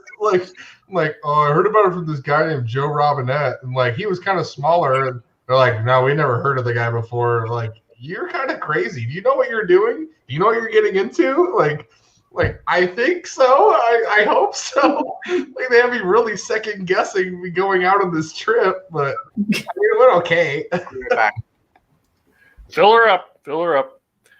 Well, that leaves Kevin. So I know your stance right now on what's going on there. But when you do get the opportunity to get out, any plans, Kevin? Well, my first plan was to be on the Dennis Canoe Hound Adventure Show with a bunch of low-life YouTubers that needed to fill in the week because he had nobody else. But we've done that, haven't we, guys? Cheers, everybody. Plancha. Yeah, trying to get you in trouble, dude. Yeah. And so sorry, Nifty, you're not here for that, but cheers to you too as well. That was when January happened, I was like, no, I want to be on that show when actually all these really upcoming YouTube people are on, and then Dennis really doesn't care because like he has nobody else on that week. However, that's not what I meant, man. There's more. I'm just joking. You know me. I'm a very serious person, but I'm not serious. This summer, basically I had a whole bunch of trips lined up from actually right now. I'm supposed to be on a 2-week trip. June, I'm usually out in the woods a lot. That's my time where I'm not home at all. Even though the bugs are bad, but I get a lot of time out there. Oh, what's going on? What's Cowbell. Oh, isn't that exciting? Okay. All right. Andy, my one main canoe buddy, he's never talked about this, but he's okay to talk about it now. Where he's okay for me to talk about it. But he almost died of cancer, just over a year ago, and almost lost his sight, almost died, and he didn't say too much about it. But he didn't do a bucket list, but he actually came to my house one night and said, "We need to do these trips." And we were going to start this year. In fact, actually, we're supposed to be out now. We were supposed to do Nipigon, the Winnisk River, the Punkasaw. Actually, we're supposed to be on the Punkasaw right now. Trips in northern Quebec. And he's done a lot of trips with me, and I'm thinking, absolutely, yeah, we'll do it. And that's not happening right now. So, and he's doing fine, whatever. But it's sort of sad because, you get into this whole thing where you think life is down. I mean, here's my best buddy, and he almost died of cancer, and like literally was almost done. And then he's very innocently said, "Okay, no, I'm good. But I really like to do these trips before something else happens." And then something happens, and we can't do them. So I don't know how he's dealing with that. So him and I are doing the Zoom chats, and hey, how you doing? But I think when you're going on a canoe trip, it doesn't matter if you do all these trips or these sort of dream trips. It just matters that you communicate with the people that you want to be with in the woods with, whether it's yourself or not. I mean, I really hope everybody gets through all this. I know we're really hurting right now. We're really wanting to be in the woods. Whether we're in the United States, we're in Mexico, we're in Canada, we're in New Zealand, whatever. We all want to be in the woods because we're all from it. We all are born from wilderness. We're all connected with wilderness because every culture is born from wilderness. And right now we're going through a lot of shit. You just got to be nice to everybody and deal with it all and get through it. So, and if all goes bad, it's Nifty's fault because just because it's my fault. Yes. The kicker part of this whole thing is the fact that, okay, I'll backtrack a bit. When they closed the park, it was like 2 days after I was winter camping, right? And when they closed the parks and all this backcountry stuff, it made us all want it even more, even though we couldn't get out paddling yet. That's true. Right? Or the hiking. So the fact that they canceled everything on us or closed everything up on us so early made us think that, okay, like it's not really until about maybe 3 weeks ago that we were able to get out paddling. 4 weeks ago, like within the last month.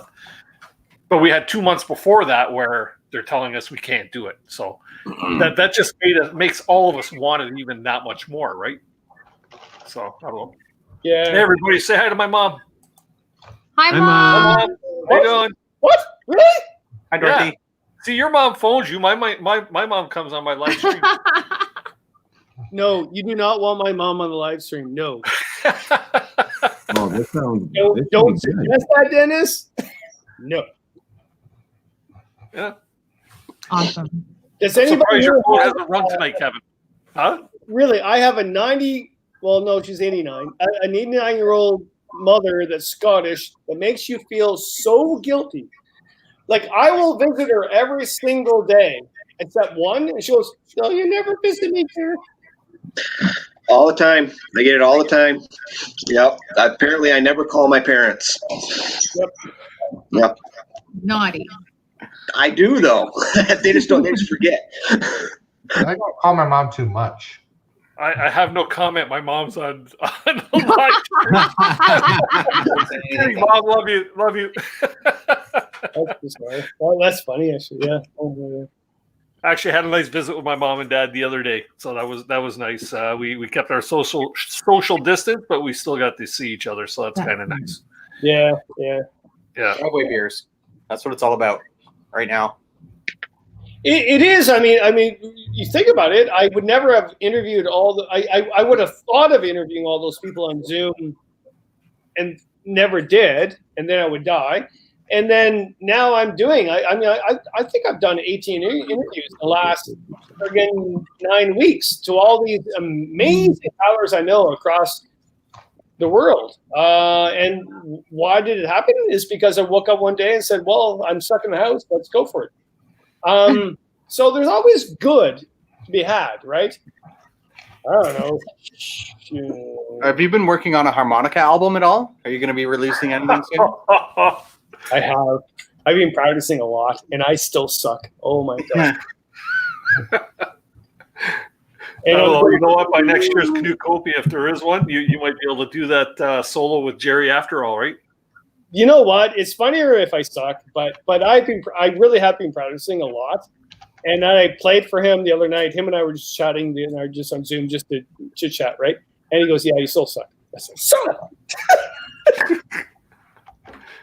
Anybody else in here play instruments? Anybody else musically inclined? I used to play Nope. No. Cowbell. There you go. There you go. You're Yeah. a drummer, right, Kevin? Oh yeah, and I in fact the other day I was going to sell my drum set because I'm thinking, well, I'm not playing it right now. I don't know why, but then nobody will touch it because of the pandemic, so I might as well keep it. Yeah. What about you, Dennis? I play drums. Played drums. I haven't played in many years. Cool. Had elbow surgery that kind of took me out of the whole game, but I miss it. I'm the best. I'm the world's best air drummer. I'll tell you, man. You see me coming down the street and the arms are flailing. It's I'm one of the guys you look at and Like laugh at NXS. the next car because I'm doing all this stuff, right?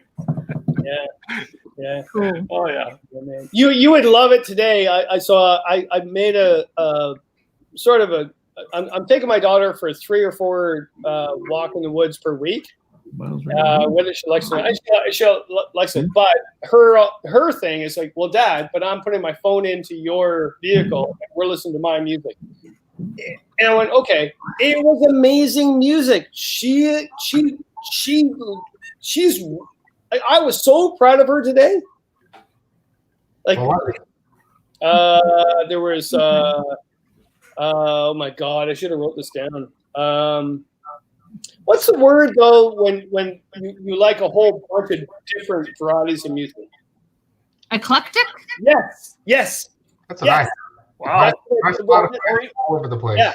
I told her that today. I said, your whole choices are very that. And she goes, I don't know what you're talking about, Dad. I went, no, you're cool.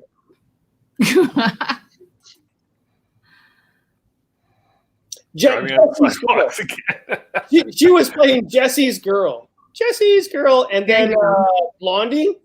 That's my good. Oh, Jesse's wow. Girl. That's my Yeah. go-to karaoke song when I'm drunk. It was so cool. And then some other stuff that I'm thinking, what was that? And she goes, oh, that's, and I like it. I don't know what she's playing, but and it started off with a lot of swear words, but yeah. Well, Good stuff. hey, it was nice actually to see Kyla on the your video there the other day. You know, Dennis, it was really funny. So I talked to her today about that. I said, "Oh yeah, so did you watch that video?" Because she doesn't watch anything I do, right? So, and that's I don't mean that as a negative. That's normal as a teenager, right? So, and she goes, "Yeah, I watched and I saw that comment. Someone commented, Dad. Someone commented." I went, "Yeah, that's called YouTube and social media. People comment, and there's mostly good, but sometimes it's bad." She goes, yeah. Someone said I'm not as joyful as I was. She goes, I'm not that person anymore. Does that person have a problem? Like, and that's a typical teenager viewpoint, right? It's like, yeah, I know you're not that person that you were when you're 5 years old, but you also have been in social media for a long time. People know that. I don't know that. What, have you be showing videos to me? I went, yes. It's okay, Kevin. They come back. Oh, they will. Oh, man. Well, all right, Dan, it's your fault. I do what I can, Kevin. So, Dan, you said you got 2 girls as well. I have 2 daughters. Yeah, I have 2 daughters. One is in college and the other is in high school. So, my youngest one doesn't go out too much with me. My oldest daughter does most of the stuff with me. And then, when I first started making videos, I tried to like not show her, I don't know why, but I think the last one I put out, she was in it and she didn't mind it. So probably show her a little bit more coming up. But yeah, they both love going up to the cabin with me and going outdoors. And so yeah, they're fun. Actually, I love having girls. I thought, man, I don't have a boy. Every guy wants a boy, right? But yeah, girls are awesome. They're so easy to raise, and they're both really good kids. So yeah. My daughter is 7 and has the attitude of a 16-year-old girl, and I hate it. It's horrible. Like she's got. I'm like, hurry up. She's like, I am. I'm like, oh, stop, you're only 7. Oh. Yeah, it's funny too because I told my youngest daughter, because my oldest one goes off to do her thing after she graduates college, and I know she won't have time to go on all these trips with me anymore. And I told my youngest daughter, I'm like, yeah, I'm gonna have to. You're coming with me. We're going to Algonquin Park, whether you want to or not. And so she's looking forward to that. So that's good. Yeah, that's really good. Yeah.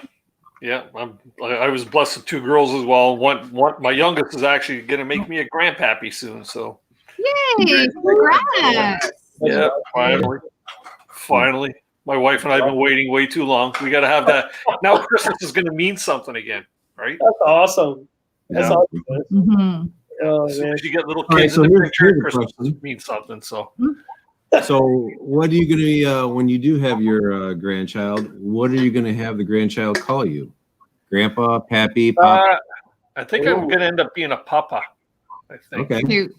But they call you. I was hoping they call me Canoe Hound. I don't know. They might. No, Papa works. Or I don't care. Whatever. I'm just going to be happy to have a grandkid. I'm looking so forward to it.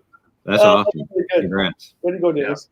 Yeah. Boy, girl, doesn't matter. I'm still putting them in a canoe or hockey or ballet. I told my kids I'm going to put them in whatever they want to be. So they don't have to have that responsibility.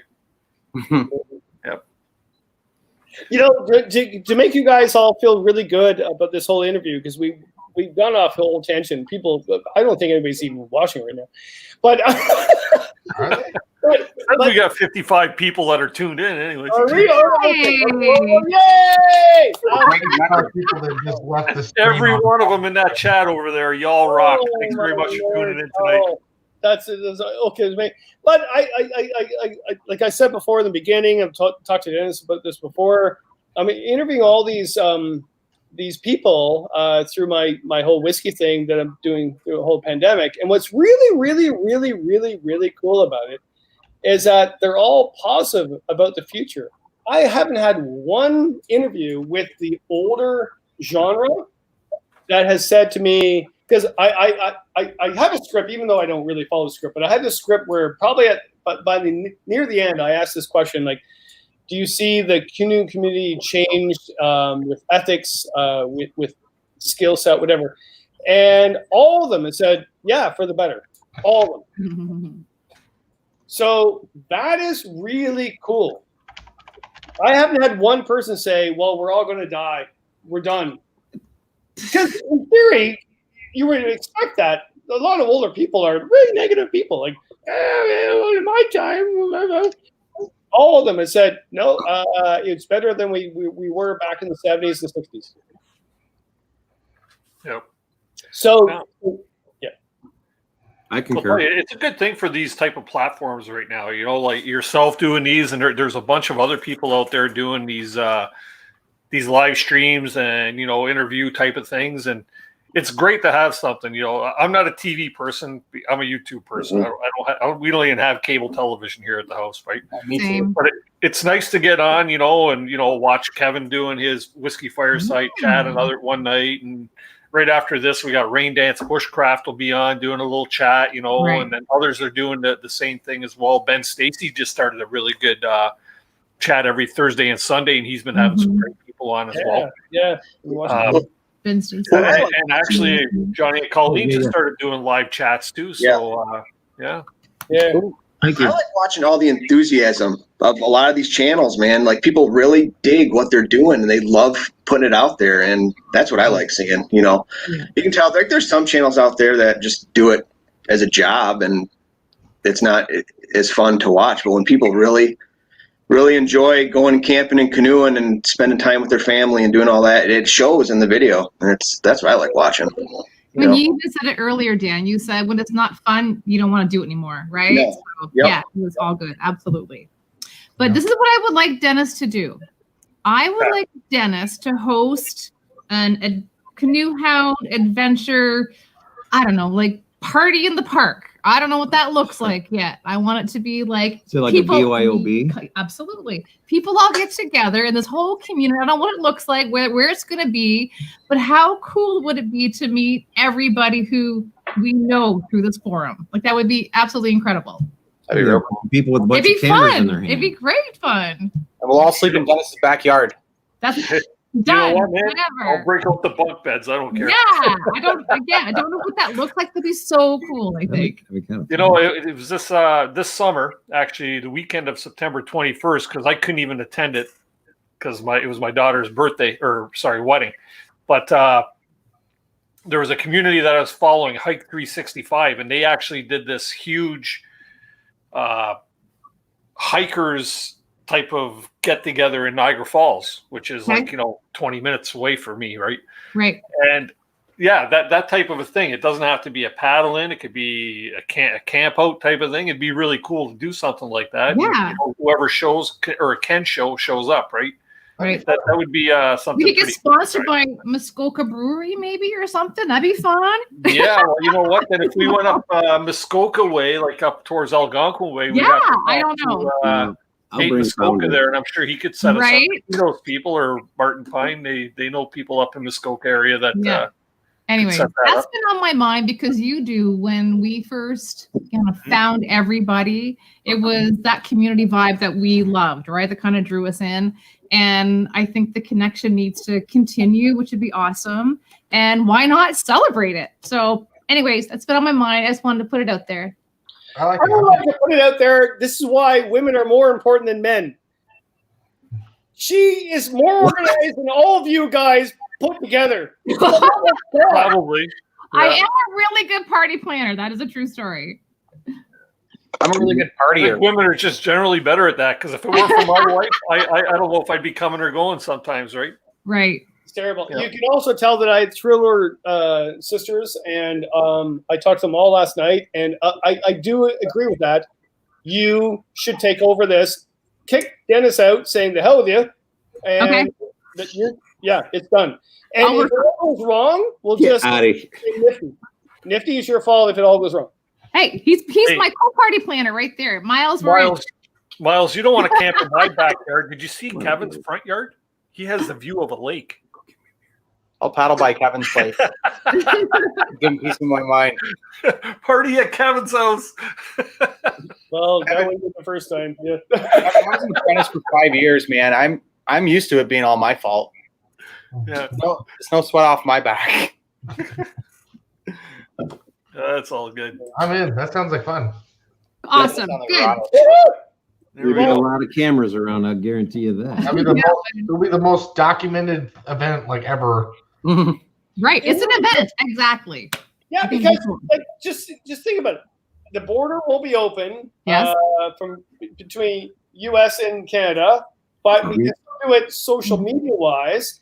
We'll all do it in Dennis's backyard, and it'll all be your fault because you organize it. And then and I'm good. I live in nowhere. I'm good. I think it's awesome. I'll work on it.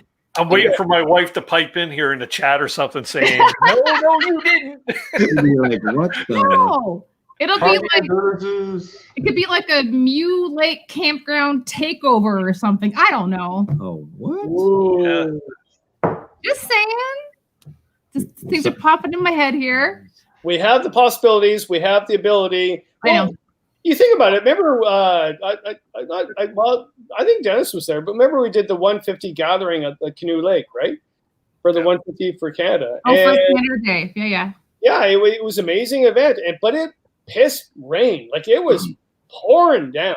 And I went there and had a great time. And then that evening I had to leave because I had another like political sort of media event in Muskoka.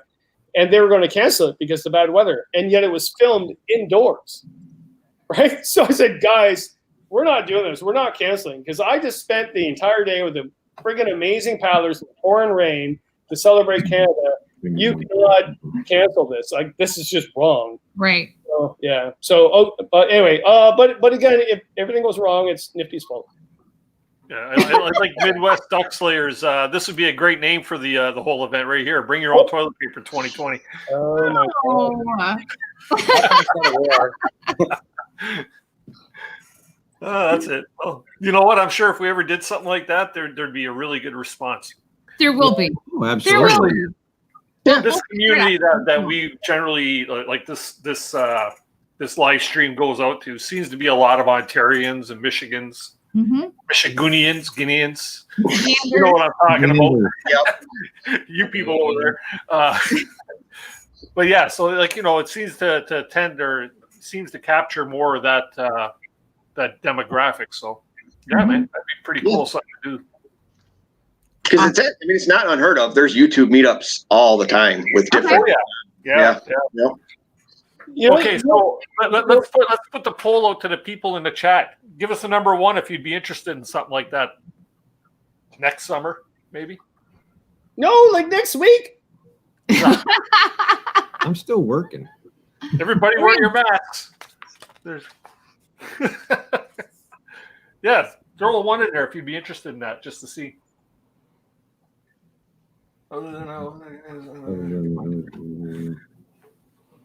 Any other Ontarians in here? Let's see here. Mark Paddle is asking if there's any other Ontarians in here. Ontario. Michigan. Michigan. Oh, there's some ones. Look at all the ones coming up in there. Yeah. Don't forget, we're our chat, like us, we see each other real time. Everybody on YouTube will see us about 5 or 6 seconds later. So Okay.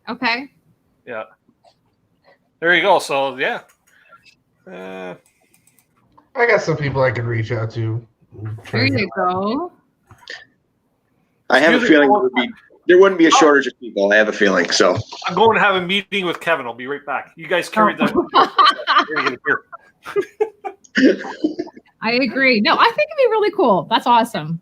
Very good. I think you'd be shocked at how many people would show up. A lot of people would show up for sure. Okay. Oh, Yeah. Dennis is gone again. Okay, let's talk about him. He went to go join you. Really? No, I just got a drink. That's what At your house. Really? Yeah. In the fridge. Okay. So let's talk about how his wife really is more attractive than he is.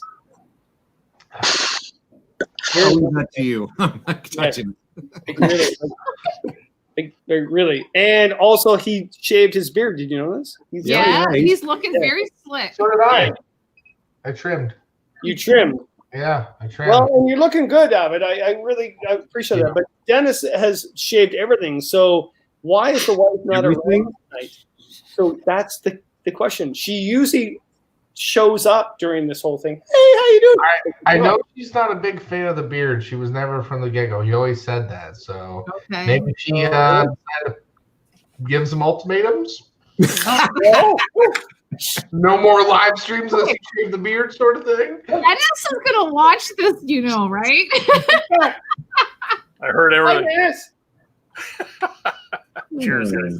I had to get my juicy ass, so that's. Oh, Well, that's good beer. I like that. I don't even know who makes that, Dennis. Yes. Flying Monkey. Flying Monkey Brewery. Never heard of that. Is it Niagara? Is it Niagara? No, they're not Niagara. They're I don't know. I can't read even with my glasses on. Join the club. Oh, they're out of Barrie, Ontario. Okay. Nice. Yeah, so it's a little bit of juicy ass. Here you go. My wife asked me, she says, how come all your favorite craft beers have ass in it? I said, I don't know. Pompous ass, juicy ass. Yeah. Would it taste like ass? Good answer. No, actually, it's good beer. Actually, I'd make him an ass man. Maybe. I don't know. Hey, Dennis. I'm a strong craft beer supporter, so. Well, you have to come to Grand Rapids then. This is like Beer Bell's, City, USA Bell's here. Brewery, founders. Yep, really good. Huge Bell's fan. Well, you have to bring me a couple when we get our I trip in. will. Absolutely. Over on I already have a list for you, Dennis. Are you kidding? I got the Oh, yeah? Hydro Jacks, I got the permethrin, I got craft beer now. Holy moly. It's What are funny you talking because about? We have like an Ontario. Oh. I use these things called Hungry Jacks. Anybody heard of Hungry Jacks? They're like a dehydrated hash brown Yeah, potato. I've used them. I use them in Woodland Caribou actually. Yeah, best things ever, right? And last time I was over in the U.S., over in Niagara Falls, New York, I bought like 3 cases of them, 4 actually, 1 for a buddy of mine and then 3 for myself, right? Yeah. And every time I turn around, my wife is cooking with them. I go, "What am I going to use when I go camping?" They're all gone. I got 2 packs left, and it's like I hit them. Yeah, they're only $1. Like it's awesome. Yeah. A lot of hash browns. You get them at the dollar store. Yeah.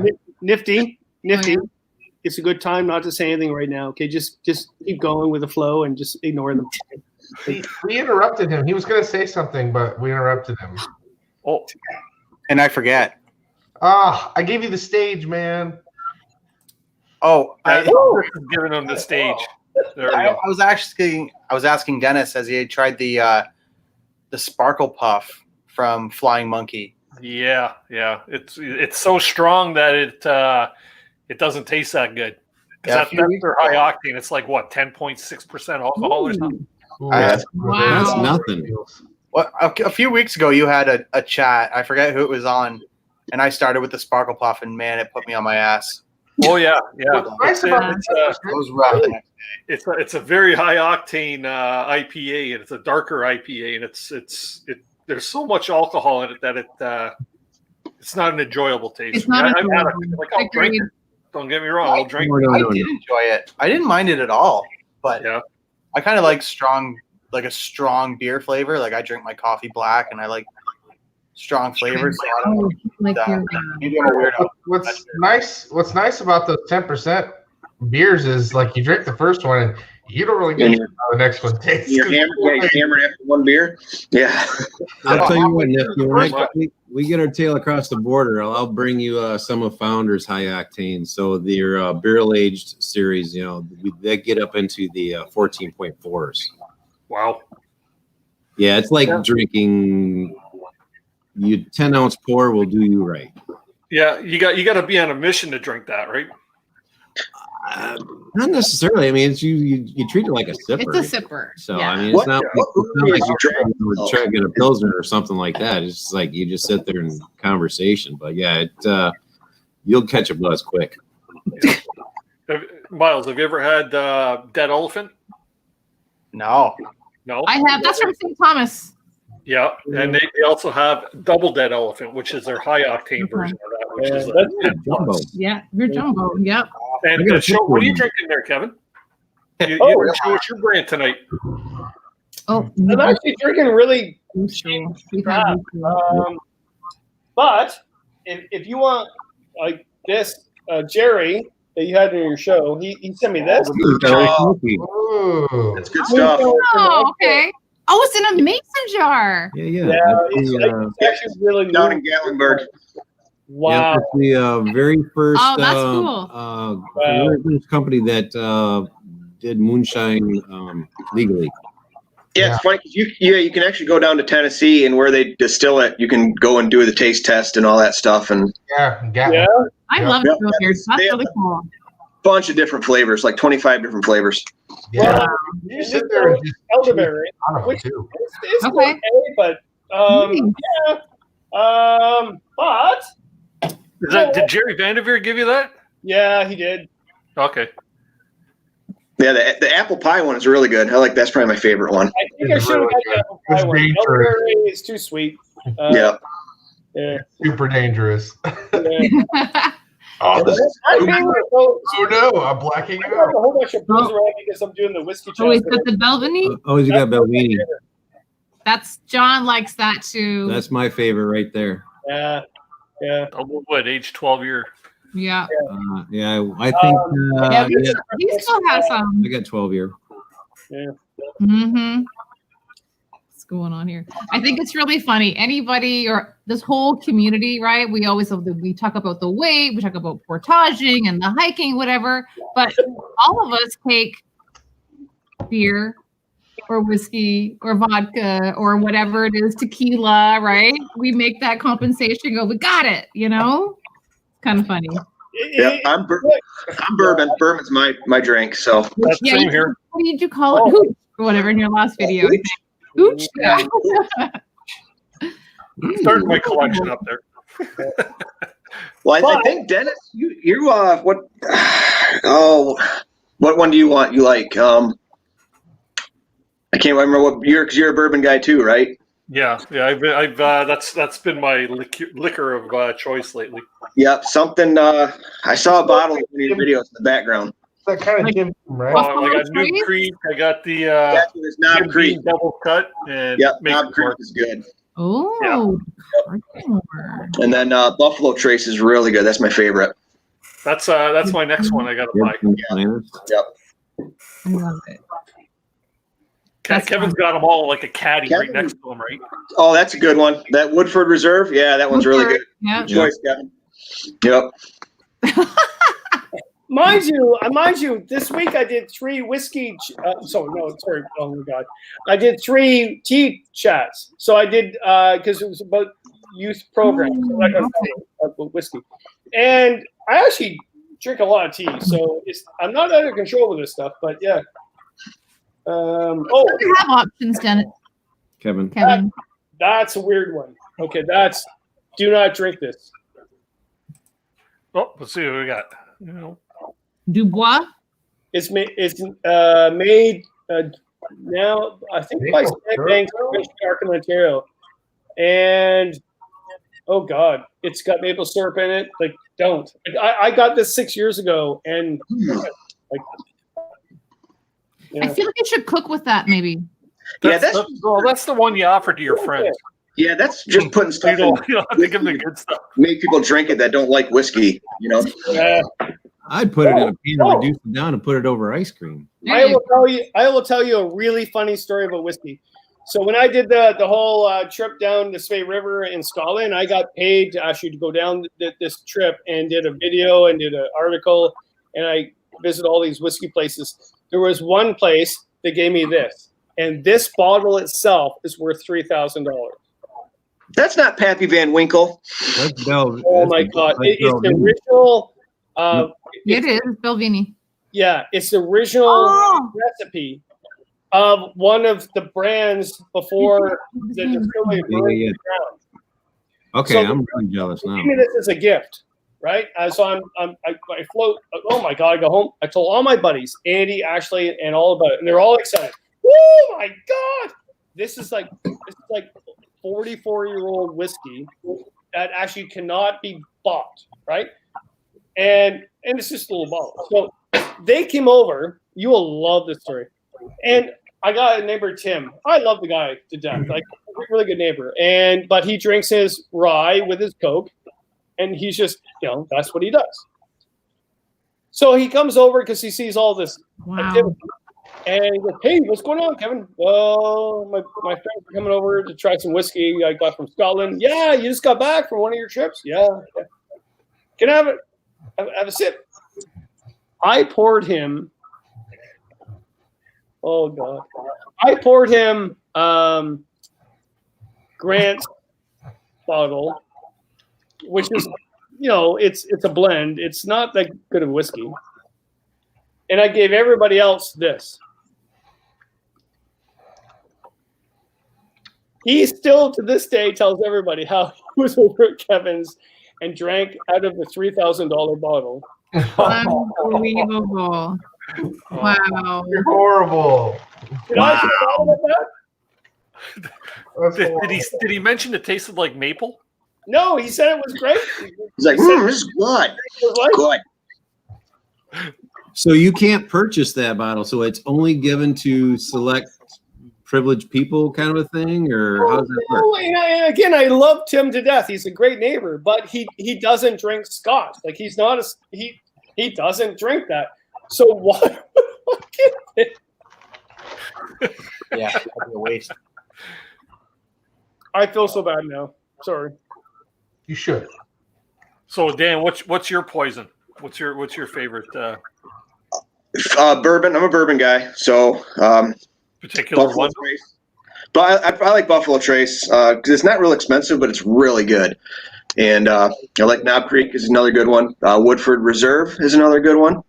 Very good. So yeah, that's. But then when I'm just out here at home, Jim Beam, white label, just cheap stuff. Yeah. So Try the Jim Beam Dark. It's really good. Because the Jim black. Beam Black. Sorry, Jim Beam Black. Yeah, Jim Beam Black is good. Yep, I like Jim Beam Black. That's a good one. I'm not a fan of is it Double Barrel or Devil's Cut? I'm not a fan of the Jim Beam Devil's Cut. That one's not Right. really. I got up here. I got a bottle of Devil's Cut. It's not as good as the black. No, black is actually really good. Yep, and yeah. So those are my go-to.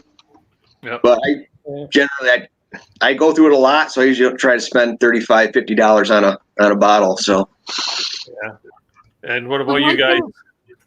Johnny? One thing about the U.S. is booze is cheap over here. Yeah, I know, right? Holy moly! Yeah. It's crazy.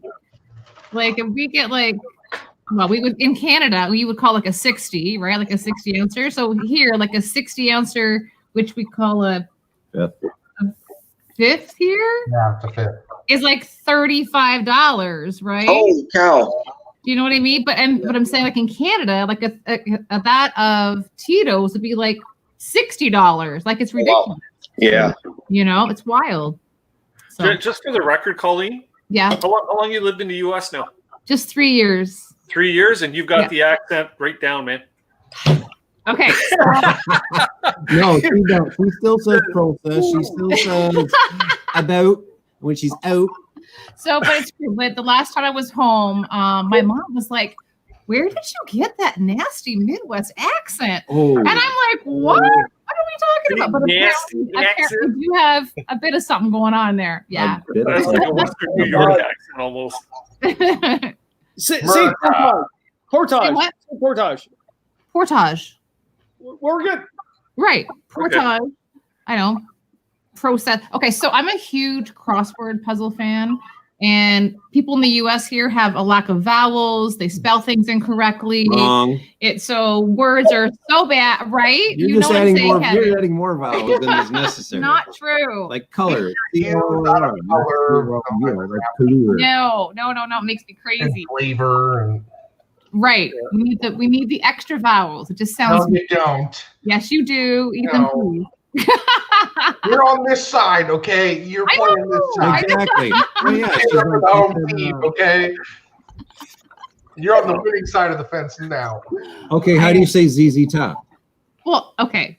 Come Ha on. ha ha. So You yes, see, is that it's easy talk, Thank you very much. but it is the letter Z. Z. You're on this side of the water. I can't help that. I know. Okay, so back to what we were actually talking about there. What's your poison there, Johnny? What's your favorite cocktail? All right, in the- so he's gonna go. like Kevin Callan showed, I love He's going for Belvini, something.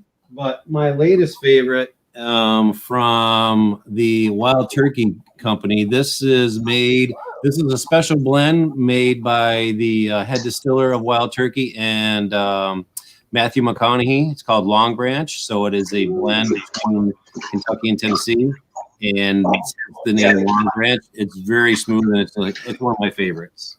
Wow, nice. Nice. And of course, if that doesn't work, this is always our go-to. Oh, a little bit of tequila. You love tequila. That's true. We love tequila. So I got that, or I got I got Cabo Wabo. Oh my God. We have Cazadores. That's an awesome tequila from Mexico. That's pretty cheap too, or inexpensive. Definitely. So yeah. that's awesome. And then there's all the beers that are in Grand Rapids. So what we've been trying to do too is that every week, because of the whole, COVID thing and restaurants, we've been trying to support, whether it's takeout or whatever, but we've been trying to try a brewery like once a week and get some, beers to go. So which we have over 80 some breweries in the local vicinity. Yeah. Yeah, it's crazy how many different breweries there are. It's nuts. Oh, they're popping up everywhere. Even here in Southern Ontario, there's breweries around every corner, right? Right. Yeah. And you're a wine drinker there, Colleen? Tonight is a little vino. Yeah. Chardonnay. Very good.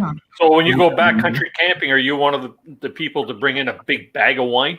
No. When we go camp, I mean, I'm a beer girl, I'm a vodka girl, it's all good. But no, when we go camping or backcountry for sure, we just have camp juice, which is our tequila, a little platypus. But depending if we go like how far the first day, I mean, we'll bring beers in and stuff like that too.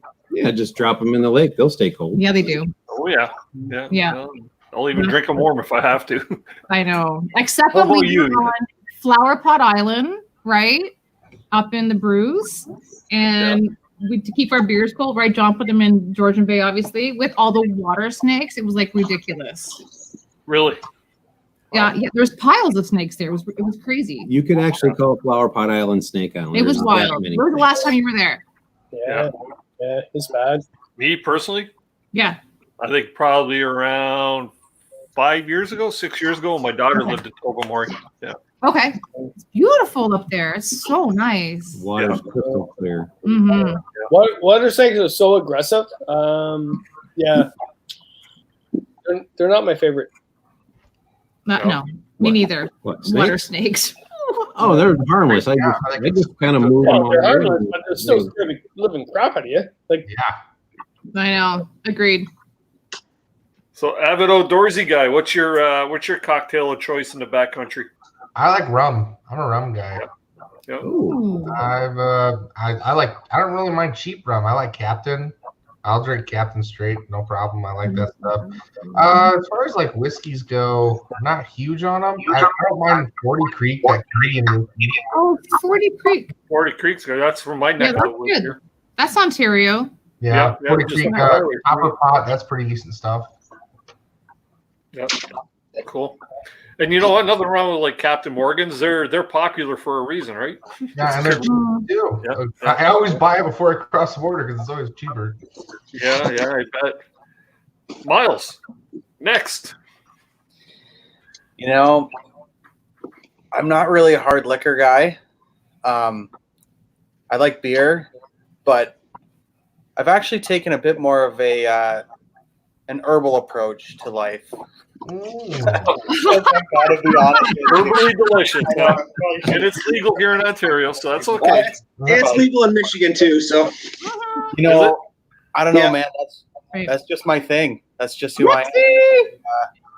I don't really. I know I can I like drinking whiskey, vodka.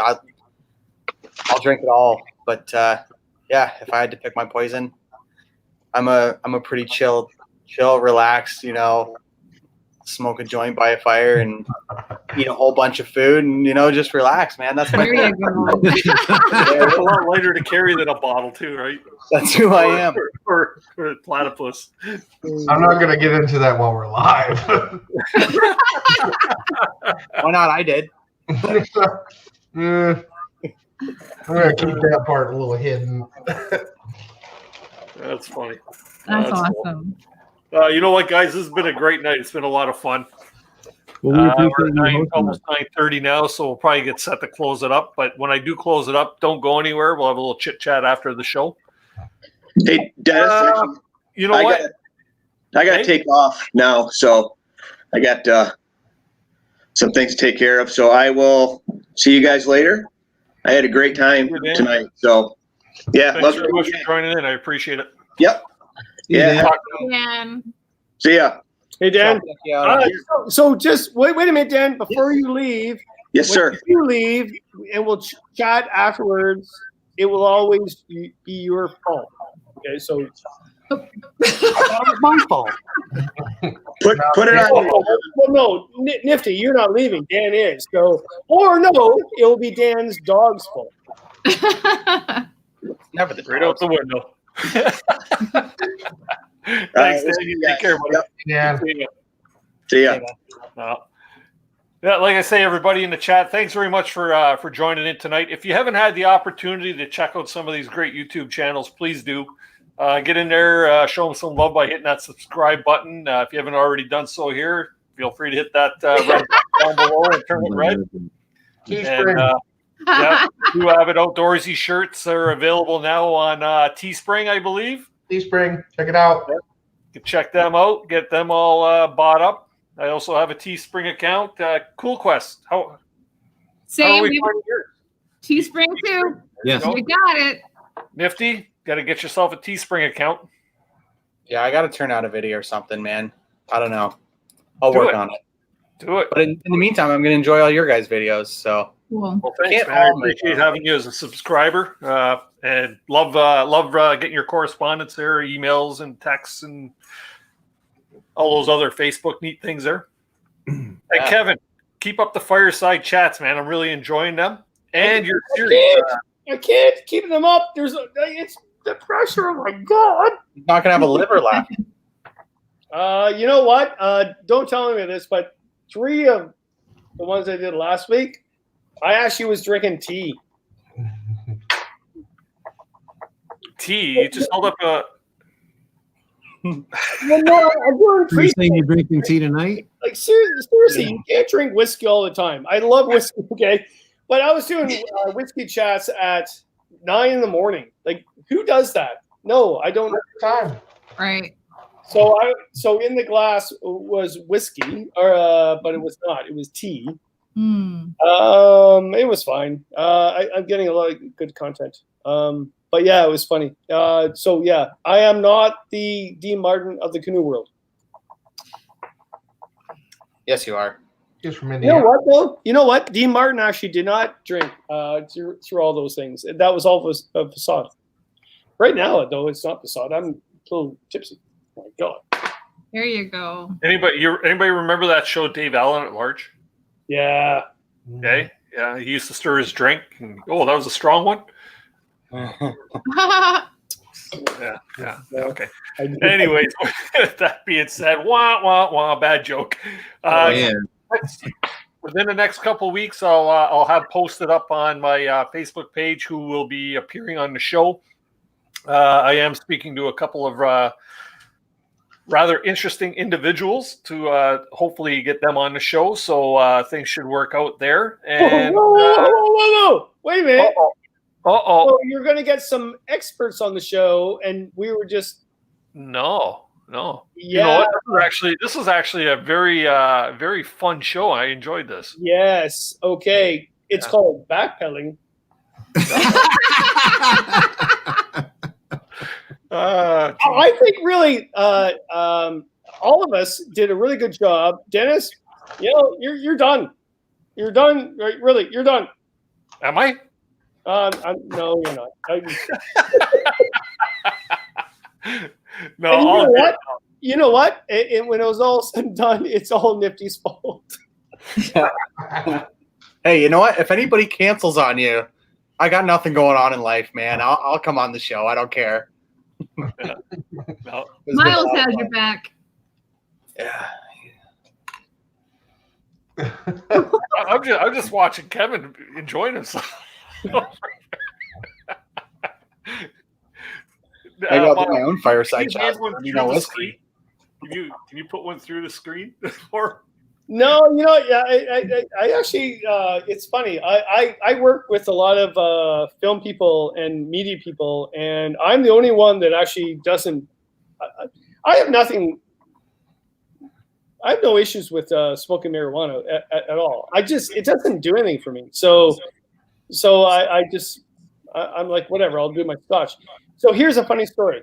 If you go back and watch a film that I did years ago in Quantico, where I did the Wilderness Quest, whatever, and there's a scene where I'm paddling across the moonlight, right? And it's a great scene. And Kip was filming it. And Kip, I love the guy to death. He was high as a kite. Like he was like, and it's just like 20 years ago, right? And Kip goes, "Hey Kevin, I know it's been a long day. You've been slowly paddling, whatever. But whatever. Can you go out and paddle through the moonlight?" I went, "No, I'm done. I'm done." And I had a scotch with me, and I said, "No, I'm done. It's 11:30 at night. I'm not filming anymore." And Andy put my hat on. And when you see the image in that film, go back to that film, and there's an image of me going past the moonlight. The cameraman and the producer are high as a kite, filming Andy going through the moonlight. It was not me. I was sitting on the campsite enjoying my scotch. No kidding. Oh yeah. Sorry, I shouldn't have told that story. Too late. Replay time. Oh, Before we do kill the night here, for anybody that's not familiar with Tim here from Kirk Whipper Voyager Center, he says he's willing to host a Canoe YouTube rendezvous. It has a name already. I love it. Oh, there you go. But the drive is a little longer for many of us because it's up around the Timmins area. But Tim, we'll talk. Okay. Something very interesting. Something that's got some Like how far? That's cool. behind it. So we'll talk, Tim, for sure. Very Anyway. cool. Time to pack this in, people. Thanks again for joining in tonight. We'll see you all next week. And for those of you that know my catchphrase, keep the adventures alive. Stay safe and healthy. And my catchphrase, if this is really a bad interview, it was Nifty's fault. Nifty's fault. He's got pretty broad shoulders. They go off both sides of the screen there, so we're good. It doesn't matter. He's high. It doesn't matter.